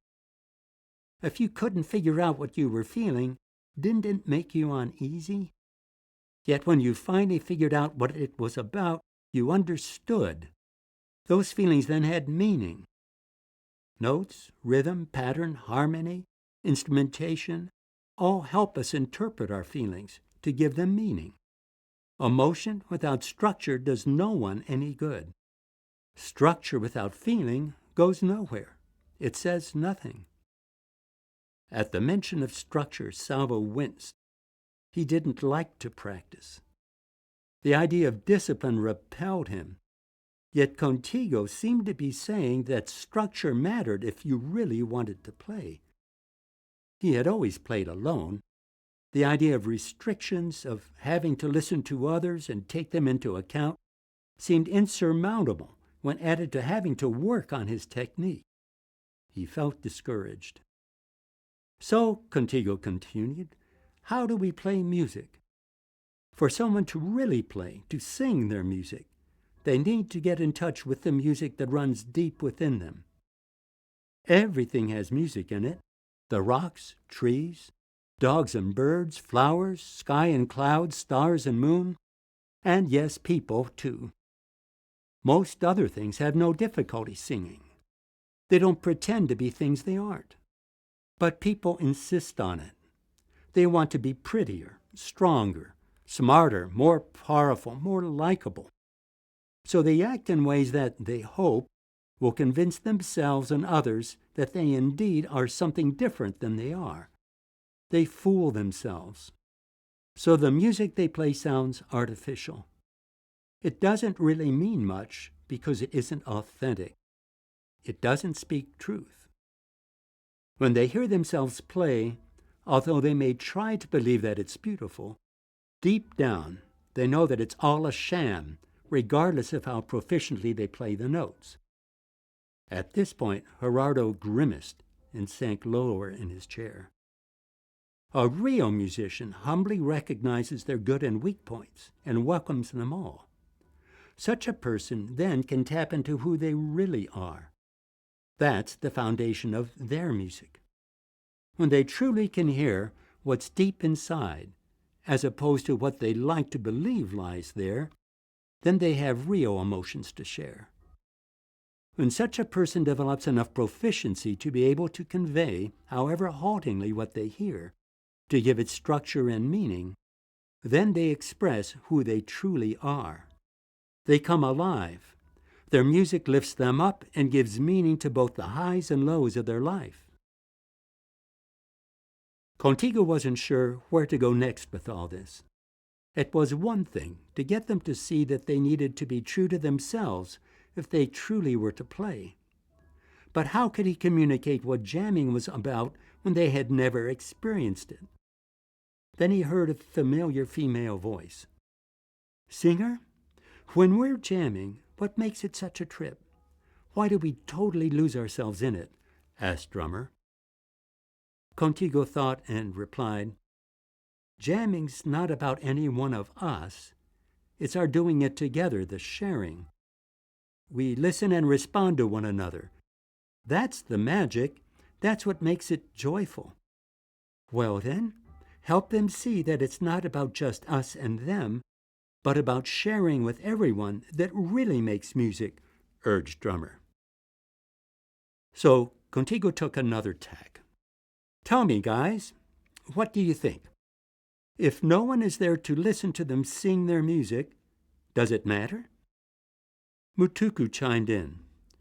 As long as they really are playing their music, then that's all that matters. Ah, Contigo smiled. So why do we bother to play together? Or why do we like to listen to others play if it's what we do that matters? Mutuku didn't know how to respond, but he ventured, I know that when I play for someone and they really have listened, something special happens. Even though they aren't playing anything, my music takes on a different character. Somehow, when they're really paying attention, the music draws us together. It's special. Have you ever played in a place where no one is paying attention to you, regardless of how much you put into your playing? How did you feel then? Contigo asked.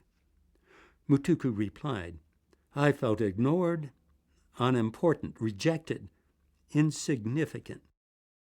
So, Contigo encouraged him, it not only matters that you learn to listen to what's deep inside yourself, what's below the surface, but also to learn to open yourself to what others are saying to you. If you do, the music gets bigger. In a sense, you both are participating in the music making. Gerardo then asked, what if we're playing with other people? Then what? What do you think? Contigo asked. Well, Gerardo responded, it seems to me that if listening to someone else play makes a difference when we're not playing, it ought to make a difference when we are. I could get ideas about what a melody means from someone else in the group and change how I play it. Or if the drummer emphasizes a different beat that I'm used to, that could change the way I play too.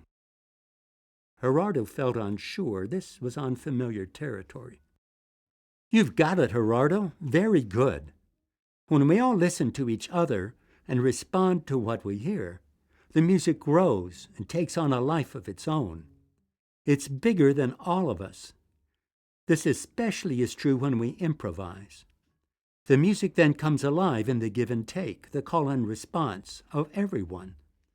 It's no longer the small music of expressing what's deep inside each of us, but the big music that's flowing deeply in and between us all. Together, we create something new that none of us could have imagined.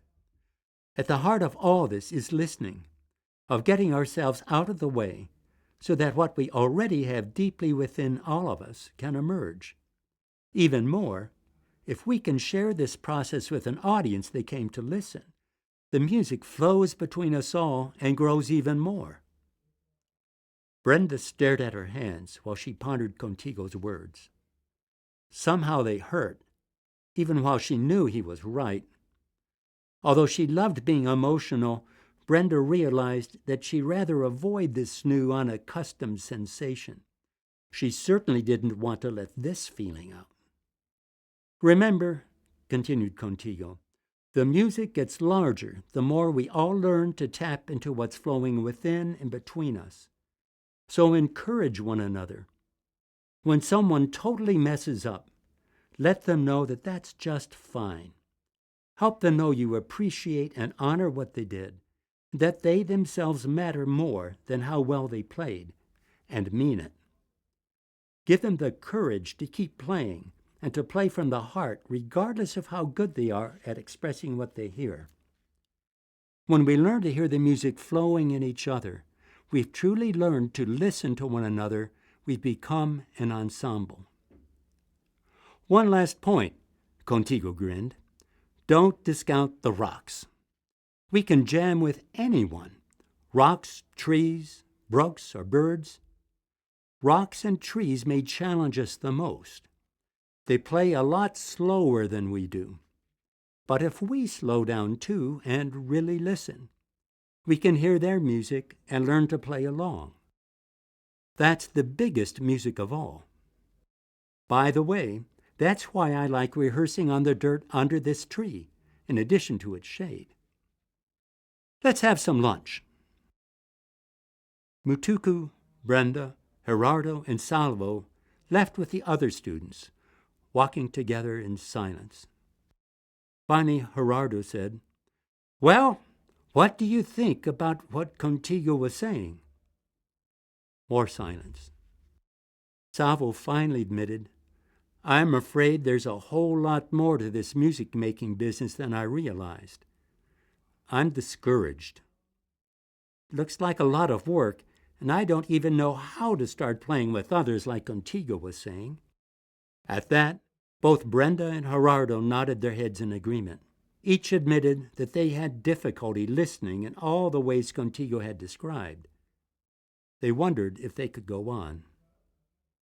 At this point, Mutuku quietly interjected, "You know, all of us have a lot to learn. But each one of us has something we can teach one another. I think I get his idea about listening deeply, but I've never had the opportunity of playing with others. Maybe if we got together outside of class, we could help each other out, like a study group in school." Much to his surprise and delight, the others all said, "Yeah." At that point, he thought he heard some ecstatic drumming, but not being sure where it came from, he put it out of his mind. And so the 49th Street Laundromat Quartet came into existence. Every Tuesday, when Salvo did his laundry, the others joined him and jammed to the background of clothes washers and dryers doing their thing. Soon other jams cropped up in other parts of town. In not too much time, they attracted onlookers, some of whom then signed up for Contigo's classes. The one-and-all School of Music kept growing, and so did the attention it received. How evidently not everyone likes to sing. "Now, what's all this I see here?" inquired Jeremy Fitzhugh Morton IV, inspector from the Academy of Music's Department of Instructional Supervision and Oversight. He was sweating and a bit put out, his intensely red hair hanging limply over his ears and neck. Jeremy Fitzhugh Morton IV didn't like dust or heat, and here he was once again having to interrogate this rascal in the filthy old park. "Would you like some water?" Contigo asked, holding out a glass to Mr. Morton. "You look awfully hot." Jeremy Fitzhugh pushed Contigo's arm aside brusquely. "I'm on to his games," thought Jeremy. "He's trying to get me off track." Irritated, he returned to the offense. "So, tell me what this is." "It's our list of course offerings," Contigo sighed. This wasn't the first time Contigo had encountered Jeremy Morton or his colleagues from the department. He had been asked these questions before. They were good people, but closed like sealed trunks. "I see. Why don't we just take a little look to assure ourselves that everything is in order, shall we? Ear training 100, ear training 101, sight singing 100, introduction to music theory, beginning composition. I assume that you teach the standard forms in this course?" "To begin with," sighed Contigo, "I believe that unless people really learn how to listen and see deeply, they really can't sing or play music. So we have to teach our students how to do so. And while we realize that every piece of music must have some organization, some form, we believe that there might be forms out there we haven't thought about yet, so that we need to explore new ways of expressing musical ideas." At this, Jeremy Fitzhugh Morton IV stiffened. "I see. Mr. Contigo, the Academy, I have to admit, is more than a little concerned about the adventurous quality of what you are teaching. I mean, all this emphasis on trying new things, of believing that the old ways hem one in. It's this tendency to think that one might be able on one's own to come up with forms that somehow surpass or improve on what we know has worked for years that concerns us. And this idea that somehow one can see or hear more deeply than what is written on the page. After all, the distance between C and E is always the same. It's a mathematical certainty. So why not just learn the distance and reproduce it, instead of going through all this mumbo-jumbo about seeing and hearing deeply? After all, music is music. And once we've got the fundamentals, it's only a matter of practicing the technique so we can execute the passages more precisely. I have to say that we in the department, and even the director himself, have serious misgivings about what you are doing. Oh dear, what is this? Mr. Morton pointed to the course entitled Improvisation, Opening the Door to One's Heart. Well, sir, this introduces students to tuning into what stirs within and learning how to express what they hear there. It taps their inner wellspring and encourages them to give it voice. I presume that in giving voice, said the inspector, they do so as prescribed by the Articles of Approved Expression? I fear that you may be erring toward allowing people to stray outside the norms of what we know is proper music, encouraging unusual harmonies, unallowed scales, and so forth. This sounds dangerously like your composition course, encouraging people to go outside the bounds of proper musicality. I understand your discomfort, sir, but often the music we hear inside may lead us into new territory. If we don't follow it, we run the risk of failing to play music at all and playing melodies that ultimately have no meaning. Mr. Contigo, I have been told that your group improvisation course goes beyond what you have told me and even encourages your students to listen to one another, take inspiration from what their colleagues are playing, and come up with something new. All this emphasis on newness. What's wrong with taking the notes off a page and playing what someone has worked long and hard on?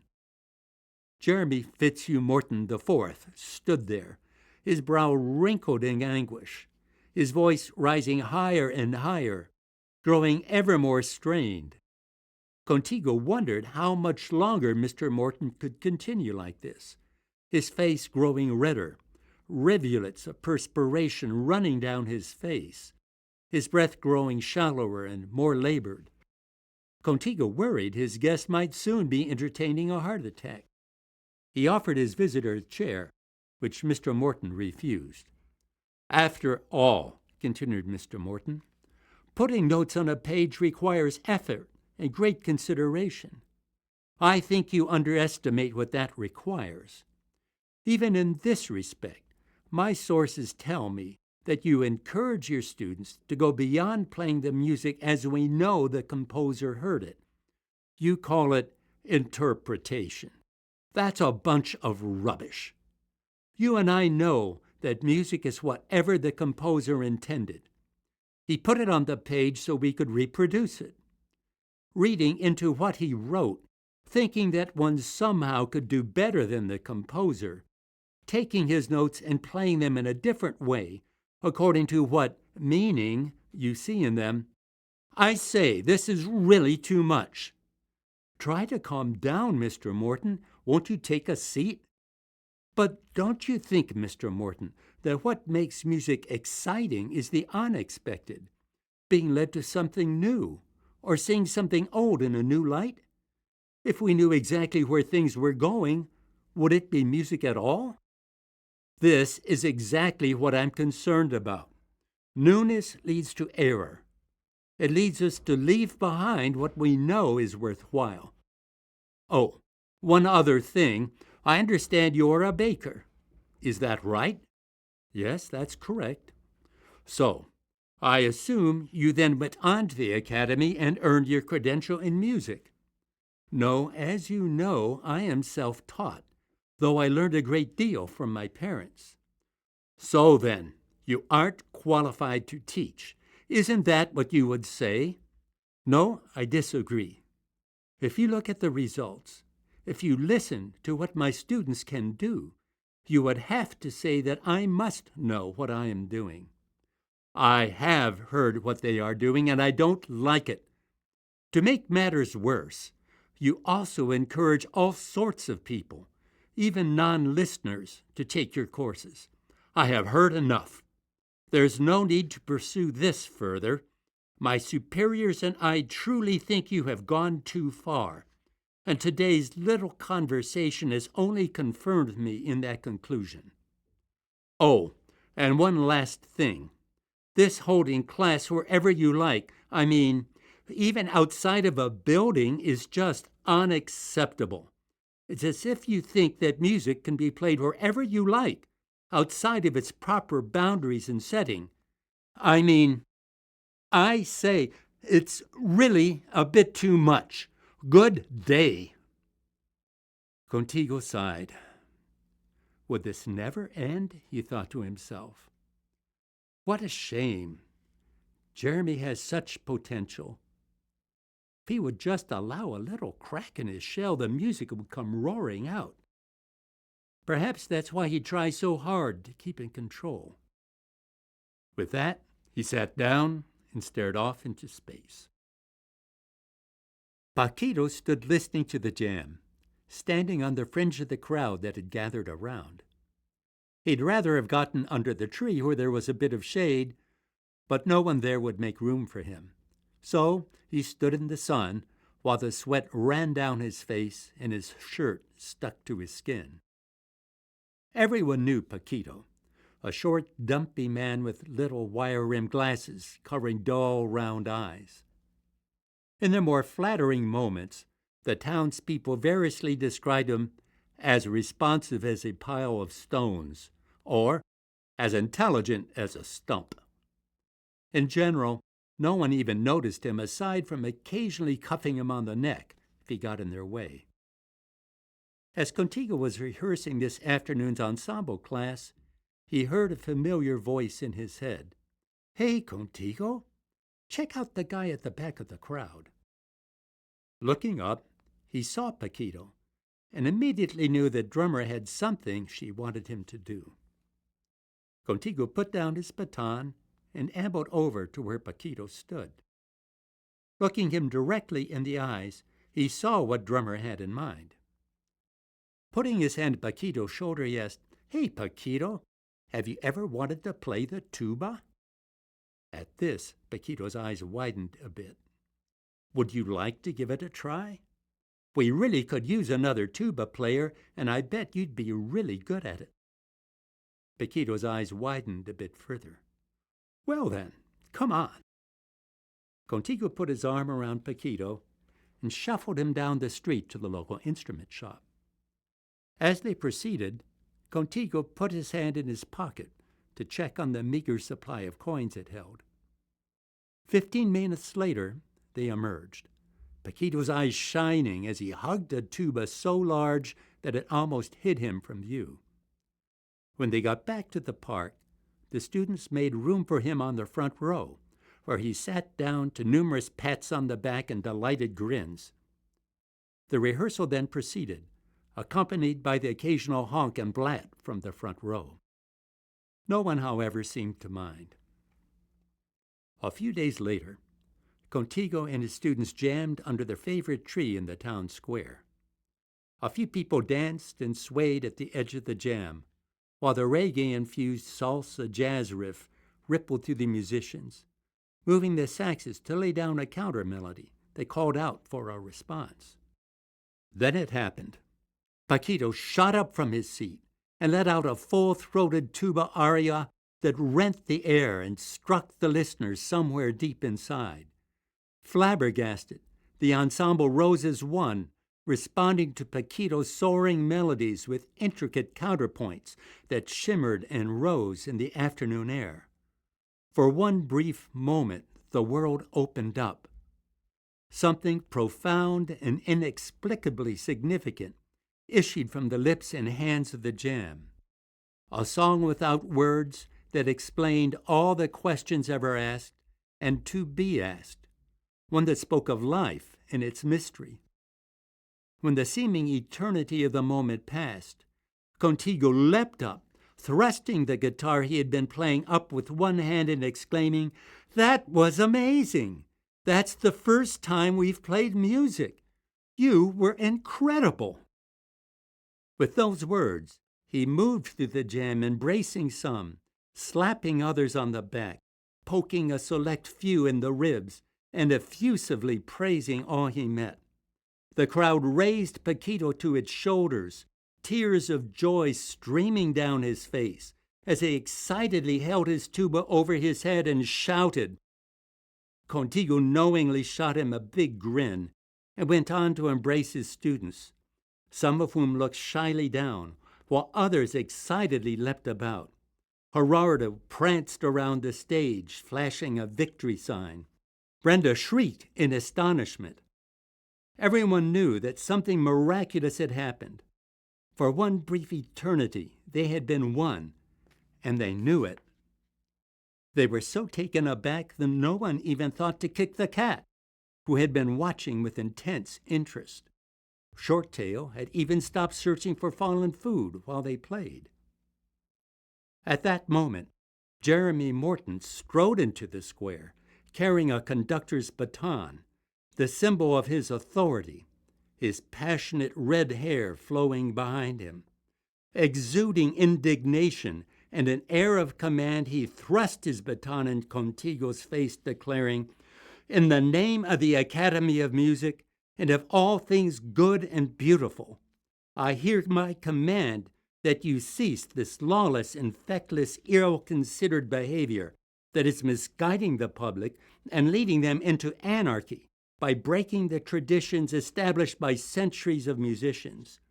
Until you acknowledge the errors of your ways and abide by the accepted rules and procedures of the Academy, we demand you cease your activities and desist in speaking with or teaching your students. Furthermore," at this, Contigo snatched the baton that had been thrust in his face and rapped Jeremy sharply on the forehead, cursing his ignorance and arrogance, and driving the startled inspector from the plaza. Facing his astonished students, he panted and growled in anger, breaking the baton into bits and stamping them into the ground. When he had calmed a bit and no longer paced angrily about the square, Salvo approached him and asked Contigo what had come over him. He'd never seen him like that before. Contigo responded, "I can understand people not being interested in what I am offering them. If they've never experienced what we did today, they don't know what's possible. They can't want something more when they think they have it all already. Some people are more open to new possibilities than others, and that's okay. With them, I hope that sometime, something we do, say or play, will open their eyes and hearts and lead them to seek the unexpected. That's what music is all about. It leads us to places we've never been before, with people we never knew. If people just aren't interested because they don't know any better, I wait for them, hoping at some point they will wake up. I want everyone to have the opportunity to experience the life and freedom that real music brings us. If someone is so almighty sure that they know better and will have nothing to do with me, I grieve for them in their closed-mindedness and hope that something will happen to shake them out of their stupor. All I can do is invite anyone who will listen and wait for people to respond. But I have no patience with anyone, regardless of who they are and what they think they know, who denies the opportunity to others to learn to play. I want everyone to come and turn no one away. Woe to the one who throws obstacles in their way. May their instruments crack, their reeds fall apart, and their voices fail." Turning to his students who had gathered about, he told them to come back the next day, saying he didn't have the heart to keep playing right now. In contrast to the exultation of just a few minutes earlier, the students dispersed, solemn and lost in the shadow of the moment. Contigo sat on his rock by the spring. He'd come for another heart-to-heart talk. For the last couple of weeks, he'd slept in a different place every night, so no one could trace him. It seemed like every day brought new incidents. Not infrequently, somebody would bump roughly into his shoulder as he walked down the road, glaring as they went by. A week ago, he and some students were playing down below the park when the police swooped down on the jam with their batons swinging. They claimed that the musicians were disrupting the public order and inciting others to do the same as an act of civic insolence. Luckily, they emerged bruised but intact. While they were still physically able to play, some of his students lost their instruments to repair shops for a few weeks. Yesterday, thugs threatened Salvo and Mutuku on their way to the jam. Although nothing happened, it shook them up. Some people thought the Supreme Prefect might be trying to make a statement, given the complaints reaching his superiors. Others saw the hand of the academy director at work. He had been known to do this sort of thing before. All this didn't help Contigo's mood. "Hey, Contigo, what's up?" asked Big Bass's familiar voice. "Looks like you've got something on your mind." "My students want me to head to the mountains. Brenda's in-laws have a country home up there where I could stay and no one would pay me any attention. I'm thinking about the offer." "Well, man, that's really cool of her in-laws. So, what do you think?" "I just don't know," replied Contigo. "I don't want to leave the city, but I'm afraid of what might happen if I stay. Things are getting worse and worse. Now I'm getting threatening letters, and more often we're getting roughed up. We keep hearing rumors that the authorities are after us. While they put on a good face, they have a reputation for sparing nothing if people get in their way." "Well," said Big Bass, "you knew before we decided to embark on this adventure that humans are the most difficult of all our creatures. We knew this could happen, but you said you wanted to do it anyway. And here we are. It shouldn't be too surprising." "I know," said Contigo, "but the pain and fear of what they might do is a lot different when you have a body than when you don't. It's a lot different when you're stuff." "I can only sense what it's like from how you're reacting," replied Big Bass. "But I hear what you're saying. We wish you didn't have to experience all this. On the other hand, there's no turning back if we want to make it to the end. There's no other way. You're stuffed now. Pain is part of the territory." At this point, Drummer stepped in. "Contigo, in your deepest heart, what do you most want to do?" "I want people to share in the joy we have, the exuberance of the music, the intimate conversation of the jam, the way we're always there for one another. They're missing out on so much, and it hurts knowing that they are. I long so much for them to be part of us, to have that intimacy with them that we have with each other. I suffer too when they suffer. I wish pain and violence weren't part of their lives. If they could just learn to sing, we could help them out of all this." "And if you go to the mountains, what will happen? Will you be able to reach them there?" asked Drummer. "No." "So they'll miss out, and you'll betray your very self," she replied. "You're Contigo, the one who shows others what's possible, even when they don't want to know or couldn't care less. The one who gives without holding back, and goes on regardless of the outcome. Who takes the rejection and derision because it matters that they hear. If you share your music, you can't help but stir up opposition. If you take up Brenda's offer, you'll be safe from danger, but they'll lose their only chance, you. Is that what you want to do?" "No, I can't leave. I've known that all along. It's just that I'm so afraid of what they're going to do. It's clear they're not going to let me keep going, and that prospect terrifies me. It's so difficult." "Well," said Big Bass, "though we can't experience all you do, We can't help but feel something of what you feel. We'll be with you all the way. Whatever they do and whenever they do it, they can't stop what's coming next." So it was that Contigo made up his mind to persevere and headed on to class. There he told Brenda and his students that everyone deserved a chance to sing, and that if he accepted Brenda's offer, he could only reach a select few.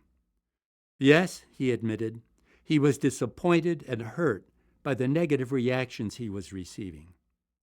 But he couldn't turn his back on those who wanted to learn and those who might want to learn in the future once they were given the chance. So stay in the capital he would, regardless of what it might mean, threatening letters or no. He didn't want to leave anyone out. He cared too deeply, even if staying meant risking everything. Yes, he was scared, but he wouldn't abandon anyone. That's what worried his students. It wasn't as if Contigo found it easy to hold to his decision. Once again, he heard voices telling him that he was just a baker, that he should go back to Lugar to bake and sing like he had before. There at least he'd be appreciated and safe. It appealed to him, so he often was tempted to leave it all behind. Yet drummer and big bass kept encouraging him, urging him to stay the course. In the midst of all the fear and uncertainty, they comforted him. While the other voices called for his attention, these two called out from within his very self. Contigo knew that, if he remained true to who he knew himself to be, it would all work out. After all, there was stage 2. The meeting. His pens lay in military array, with his appointment book tucked carefully into the right back corner of his desk.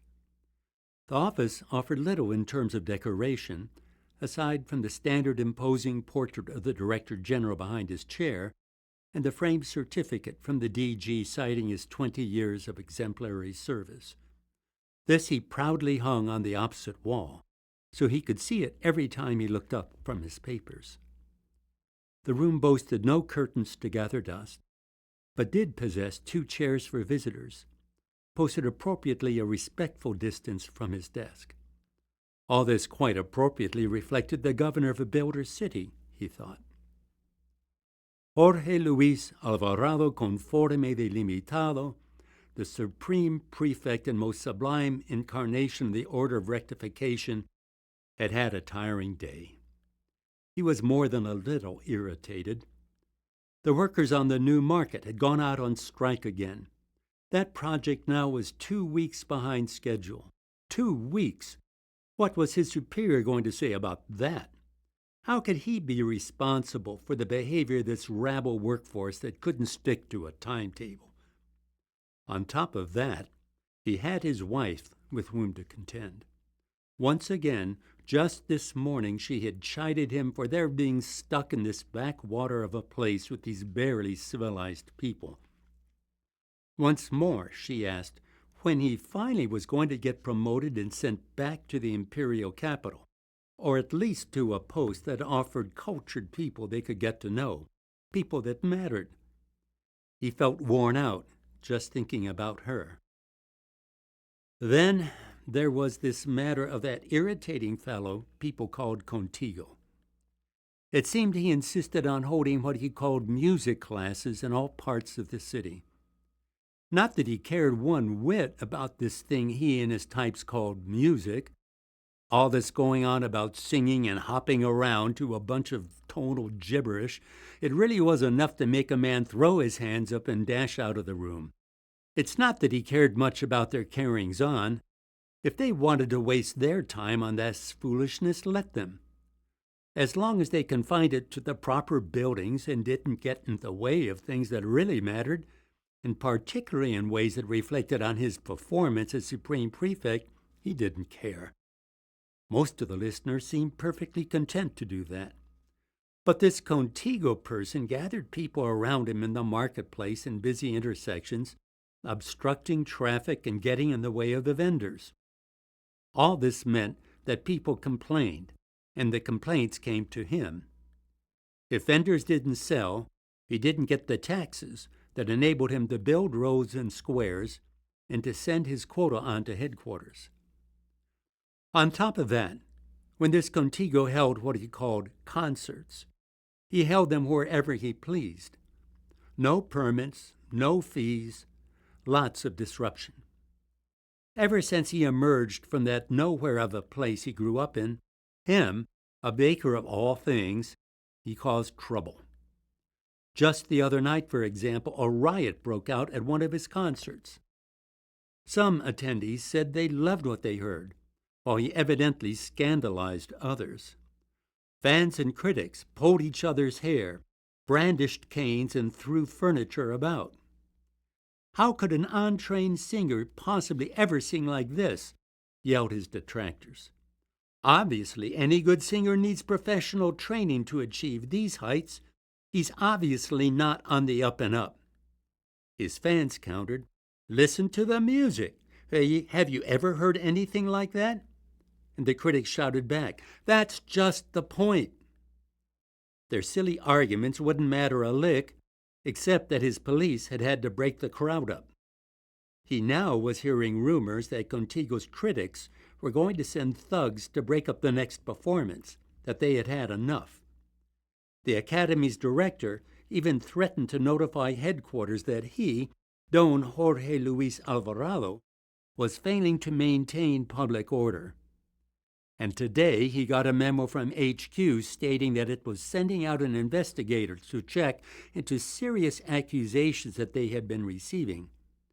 They said that they were sure that upon examination they would find these concerns baseless and without merit. But he knew what that meant. His predecessor had been removed not long after receiving such a memo. Something strange and disturbing was going on. Thomas, his neighbor, a retired architect from an old family of builders, had injured himself years ago on a construction site, and so had had to be carried around on a sedan chair as long as Don Jorge had known him. About a month ago, Thomas wandered by one of Contigo's gatherings and stopped to listen out of curiosity. The next thing he knew, Thomas said, the music lifted him out of his chair and he was dancing with the crowd. Thomas left his chair there. Now he roamed about the city on his own 2 feet. Don Jorge had indeed seen him the other day, excitedly telling everybody about what had happened. He even told Don Jorge that he planned to buy a trap set and start taking drum lessons. Others reported similar happenings. The crowds coming to hear Contigo and his students were growing every day. Things were spiraling out of control. Don Jorge didn't understand what was going on, but he knew in his gut that something was terribly wrong. It complicated matters that the listeners somehow believed some rubbish about someone who would come in the future to free them from the builders and usher in an era of harmony. Some felt that Contigo must be that long-awaited person. Others thought this impostor's bizarre style and melodies threatened their very existence as a people, that the music made no sense, and that the builders wouldn't put up with the unrest. The already fractious nation was growing even more restless, and he knew this worried its leaders in the academy. It worried him. As he pondered all this, Don Jorge grew ever more depressed. Later that afternoon, he heard a knock at his door. Upon granting entrance, Don Jorge saw the academy director stride in. The director wasted no time.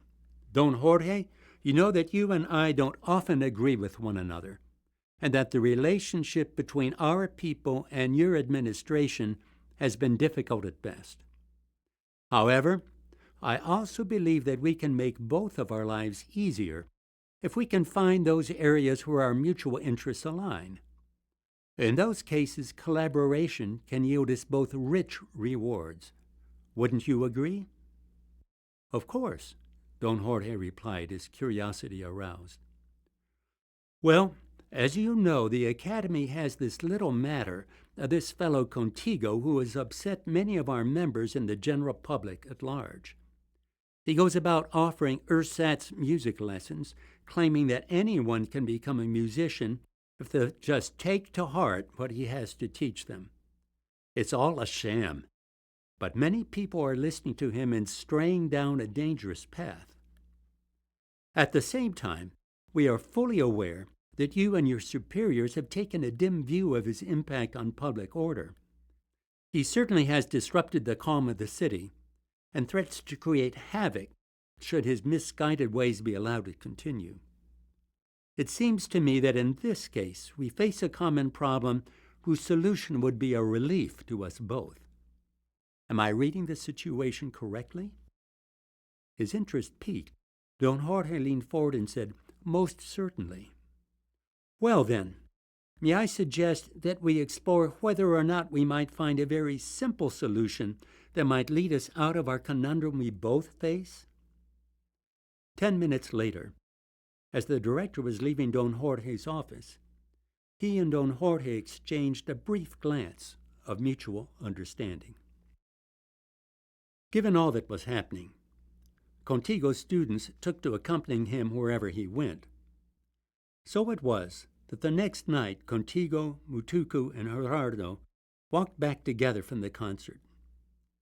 Pleased that they had had a good crowd and that people had responded enthusiastically with no incidents, they chatted about music and the latest restaurants that had opened near the square. Then they noticed a group of men sauntering behind them, gesturing knowingly among themselves towards the three musicians. They all held clubs. A chill ran down the friends' spines as they realized what the gang intended. At that point, Contigo stopped, took the arms of his friends, and said, "I've got to go talk with them." Mutuco and Gerardo objected. "Are you mad? You know they don't want to talk. Let's get out of here." But Contigo turned around and strode towards them. At that point, his horrified friends lost their courage and fled. Daily Capital Herald, Morning Edition. Breaking news. We have just learned that the concert scheduled tonight by the self-proclaimed music teacher Contigo has been canceled due to the untimely demise of the conductor, who was found badly beaten and dead on the bank of the river by a passerby. When contacted, the authorities immediately rushed to the scene to find Mr. Contigo indeed sprawled on the riverbank, the victim evidently of a robbery as his wallet was missing. The police found it later in a trash can down the street, with only his identification materials remaining. The authorities have vowed to do all they can to bring the perpetrators of this heinous crime to justice. Upon being informed of this incident, Don Jorge Luis Alvarado Conforme Delimitado, the Supreme Prefect and most sublime incarnation of the Order of Rectification, stated, "It is most regrettable that Mr. Contigo, such a popular though controversial figure, should find his career cut short by the actions of such venal and base individuals. I am directing all the resources of our enforcement mechanism towards solving this crime and bringing to justice all those who have thus disrupted the tranquility of the public order." In a statement to the press, the board of directors of the Academy stated that, while we have had our differences with the teaching of Mr. Contigo, we lament his untimely death, particularly one of such an appalling nature. We sincerely hope that the city will find the perpetrator and bring him to justice. Our hearts go out to all those who, though misguided, appreciated Mr. Contigo's teaching. Let us hope that this type of incident will cease and that the city can return to peace. The followers of Mr. Contigo reportedly are in a state of disarray, confused and unsure of their status before the Academy and general public. Their whereabouts are unknown. Well, we did it. Yes, we did, Big Bass, replied Singer. It went just as we figured it would, agreed Drummer. Yup, sure did, said Big Bass. I never figured stuff, particularly human stuff, could abide the music. It challenges most of them too much. And most people, even most things, don't like to be stretched very far. Don't you agree, drummer? Sure do. But we're all still here, aren't we, singer? The end of endings. They had gathered to try a little improvisation, but their heart wasn't in it. Drinks lay around untouched, snacks uneaten, the chairs in the circle unoccupied. The former students of Jazz 101 lay dispirited on the couches in the bare room, adorned with little more than handbills promoting their gigs in the city. It had all been so exciting, and now here they were hiding out for fear of what might happen if they played in public. It was over. On their own, they just couldn't play. Rumors swirled about the city that somehow Contigo was back, playing and singing like never before. They knew this was wishful thinking, the hallucinations of people who couldn't live with the reality of what had happened. They were about to give up for the day when suddenly a stranger appeared in their midst. As various members of the class screamed and others leaped behind sofas or headed for the back room, the stranger yelled out, "Don't be afraid, it's just me." Then he started singing. Only one person could sing like that. At that, they stood stock still, their jaws wide open. I know you're confused and don't know what to make of all this. But I've told you over and over, the music never ends. It's always been here and always will be. If you try to put an end to something that never stops, you get an ending with a sequel. That's me. Enough talking, let's jam. And at that, he disappeared. The trio knew that when Singer became stuff, stuff would never be the same again. After all, that's what happens when you join the infinite with the finite. When finite creatures facing a definite end now could start life anew, all sorts of new possibilities opened up. The trio had known all along that as long as Singer remained physically present, he couldn't be everywhere with everything all the time.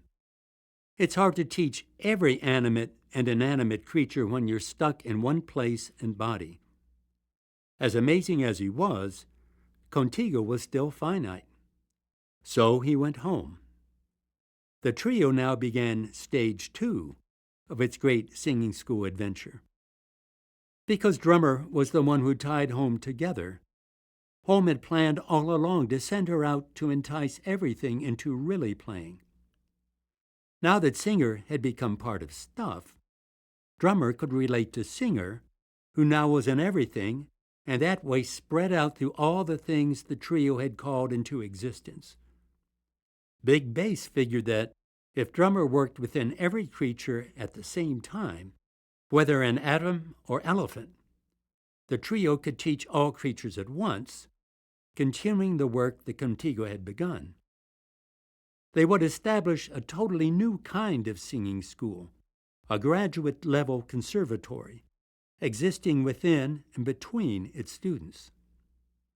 Knowing how hard it was for stuff, and humans in particular, to respond to the music, Drummer would invite and entice each student from within to join in the jam, providing the motivation to learn and to grow that students all too often lacked. Given that humans particularly allowed their heads to get in the way of listening, Drummer would work especially hard to get and to hold their attention.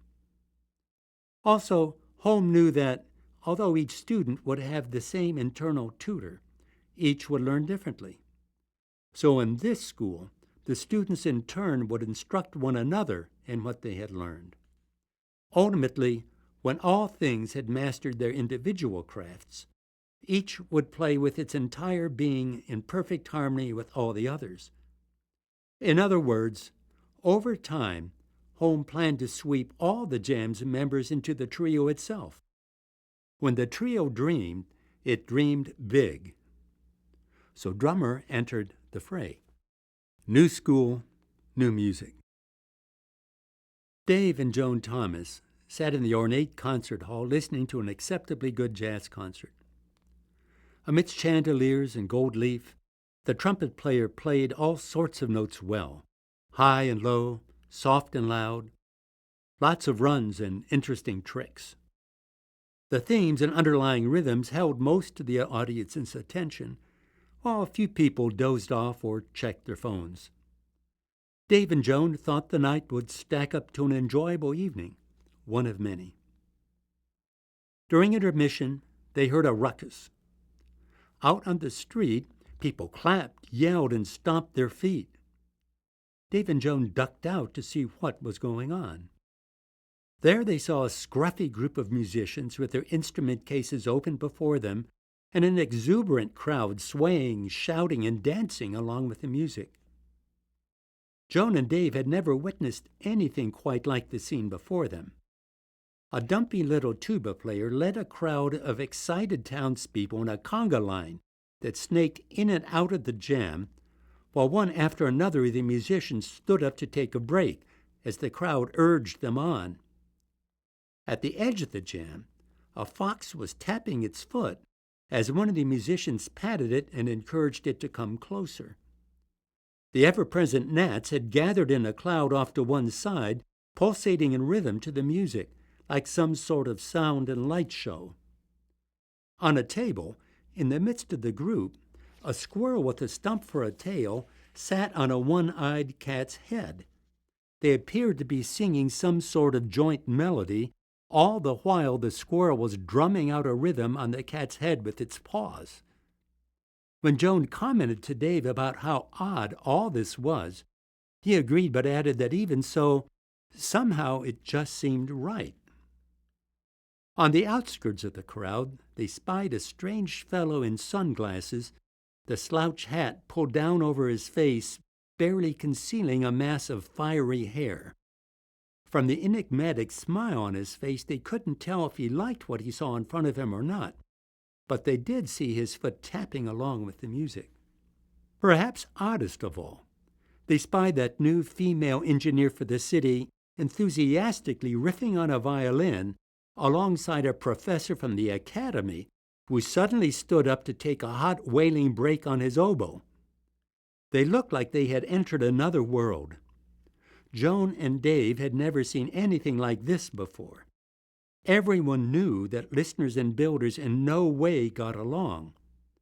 A cat and a squirrel singing a duet was one thing. That these two were playing side by side, however, was unimaginable. The musicians played and the crowd swayed. Soon forgetting all about the concert, Dave and Joan shouted and danced along with everyone else. They spent the entire evening in the crowd and went home exhausted but jubilant. The couple never returned to the concert hall. Instead, they went down the street, bought a mandolin and a viola, and returned shyly to the edge of the group, playing once again on the street. Mutuku, a clarinetist and the group's leader, greeted them warmly, beckoned them to join the fun, and showed them how to fit into the steady, undulating rhythm Salvo, the drummer, laid down for the group. Salvo, Brenda, and Gerardo grinned, nodding their approval and offering encouragement as the newcomers haltingly joined the ensemble. They offered to teach them whatever they knew, telling them that they too eventually could play like that if they really wanted to. All Dave really did want to do was sit on the edge of the jam and learn all he could. But he and Joan had to eat. So the next day, he was back at work. Dave had a little business processing chorn beans. These beans grew on trees Dave and Joan had planted out back. If you harvested the beans when they turned red, removed the fleshy pulp from the outside of the kernel, and roasted them. Then you could grind the kernels and make a bread flour that people valued highly. Some people also made a thick beverage from it, which would hold you through the afternoon if life seemed to be getting a bit too burdensome. The trouble was, periodically the lot behind their building started to get overrun with the leftover pulp, and he and Otufe, his right-hand man, had to haul the masses of heavy, fermenting brown gunk down to the creek and throw it in. Neither he nor Tufe looked forward to this task, but it had to be done, and today it was time to do it again. So after loading up the wagon with the pulp and hauling it down to creekside, they got ready to chuck it into the water. Pausing for a short breather before he got started, Dave noticed the rippling, gurgling brook. Listening to it for a moment, he then noticed the way the sun shone through the leaves of the trees lining the banks. Rays of light beamed to the water's edge, diamonds dancing with the ripples, the brook murmuring in the morning's freshness. Then he heard it. The fish just past the shore started leaping. The dust vibrated in the shafts of light. The sparks on the surface of the creek darted with joy, and the trees and creek joined voices in a song that, though totally new to Dave, somehow sounded deeply familiar. All of a sudden he twirled, pirouetting along the creek, and attempted a few tentative hops, while Two-Face stared at his boss. "What are you doing, man? Have you lost it? You not eat breakfast again?" "No, man, that's not it at all. Join it, isn't it great?" responded Dave in the midst of a daring, for Dave, leap. "Isn't what great?" asked Otufe. "Hanging out with a mess of stinking chorn pulp doesn't do much for me. Let's get rid of it and get out of the heat. Cut it out." Attempting to twirl on his toe, Dave responded, "How can you just stand there? Doesn't it make you want to dance?" At that point, Otufe knew his boss and longtime friend had been out in the sun too long. So after he finally got Dave to stop twirling and his boss said there was no way he could dump the pulp into the creek, regardless of what Otufe said, that the creek was singing, they hauled the stuff back to the lot behind the shed, Otufe grumbling all the way. After several minutes of Dave trying to convince Otufe to accompany him and Joan to the jam right after dinner, Otufe finally agreed. Later that night, Otufe went down the street and bought a saxophone. The next day, when he met Dave at work, he said, "I don't know what we're going to do, but there's no way I'm dumping that stuff into the creek either. We'll just have to figure something out." Over the course of the next week, he and Dave tried various ways for dealing with the increasingly aromatic mess, but to no avail. However, when Joan commented over lunch that the vegetables in their garden were struggling with the dry weather and poor soil, they got an idea. After a few days of experimentation, they concocted a composting system that, after a couple weeks, produced a rich, dark brown mulch. They mulched part of the garden with it to see what would happen, and distributed the rest to their neighbors to try. Soon the neighbors came back, asking if they couldn't have some more. They said they had never seen their garden so luxuriant, that they really would be grateful if Dave and Otufe could give them whatever they weren't using. When Dave said that unfortunately they had gotten rid of all they had, the neighbors then asked if they knew of anywhere they might be able to get some. In a few days, Dave, Otufe, and Joan planted more chorn trees so they could produce more pulp as well as flour. In a couple of years, when the trees began bearing, they started selling compost to stores in town, making at least as much money off the compost as the chorn itself. Dave, Joan, and Otufe weren't alone. The friends in the jam reported similar experiences. Somehow, they just couldn't do things the way they had before. They also reported that going to work no longer seemed a burden. Rather, they felt like their work had become part of the jam. Working and jamming was all the same thing. It took little time for visitors to the region to start noticing changes. Somehow this desolate landscape had started to blossom. It looked more and more like one big garden. They remarked that people were changing. They actually seemed to like one another, even the builders and listeners. They hung out together in the parks and formed new clubs and organizations to address community concerns. And even more surprisingly, the plants and animals seemed to relish being around people, and vice versa. In short, everything was starting to thrive. It wasn't that there weren't lots of glitches and lurches, steps backwards to counter the steps forward, but every time visitors asked what was going on, inevitably someone would invite them to the jam, and the jam would grow larger, and the land would sing ever more strongly. Drummer grinned and beamed. It had begun. She played with abandon.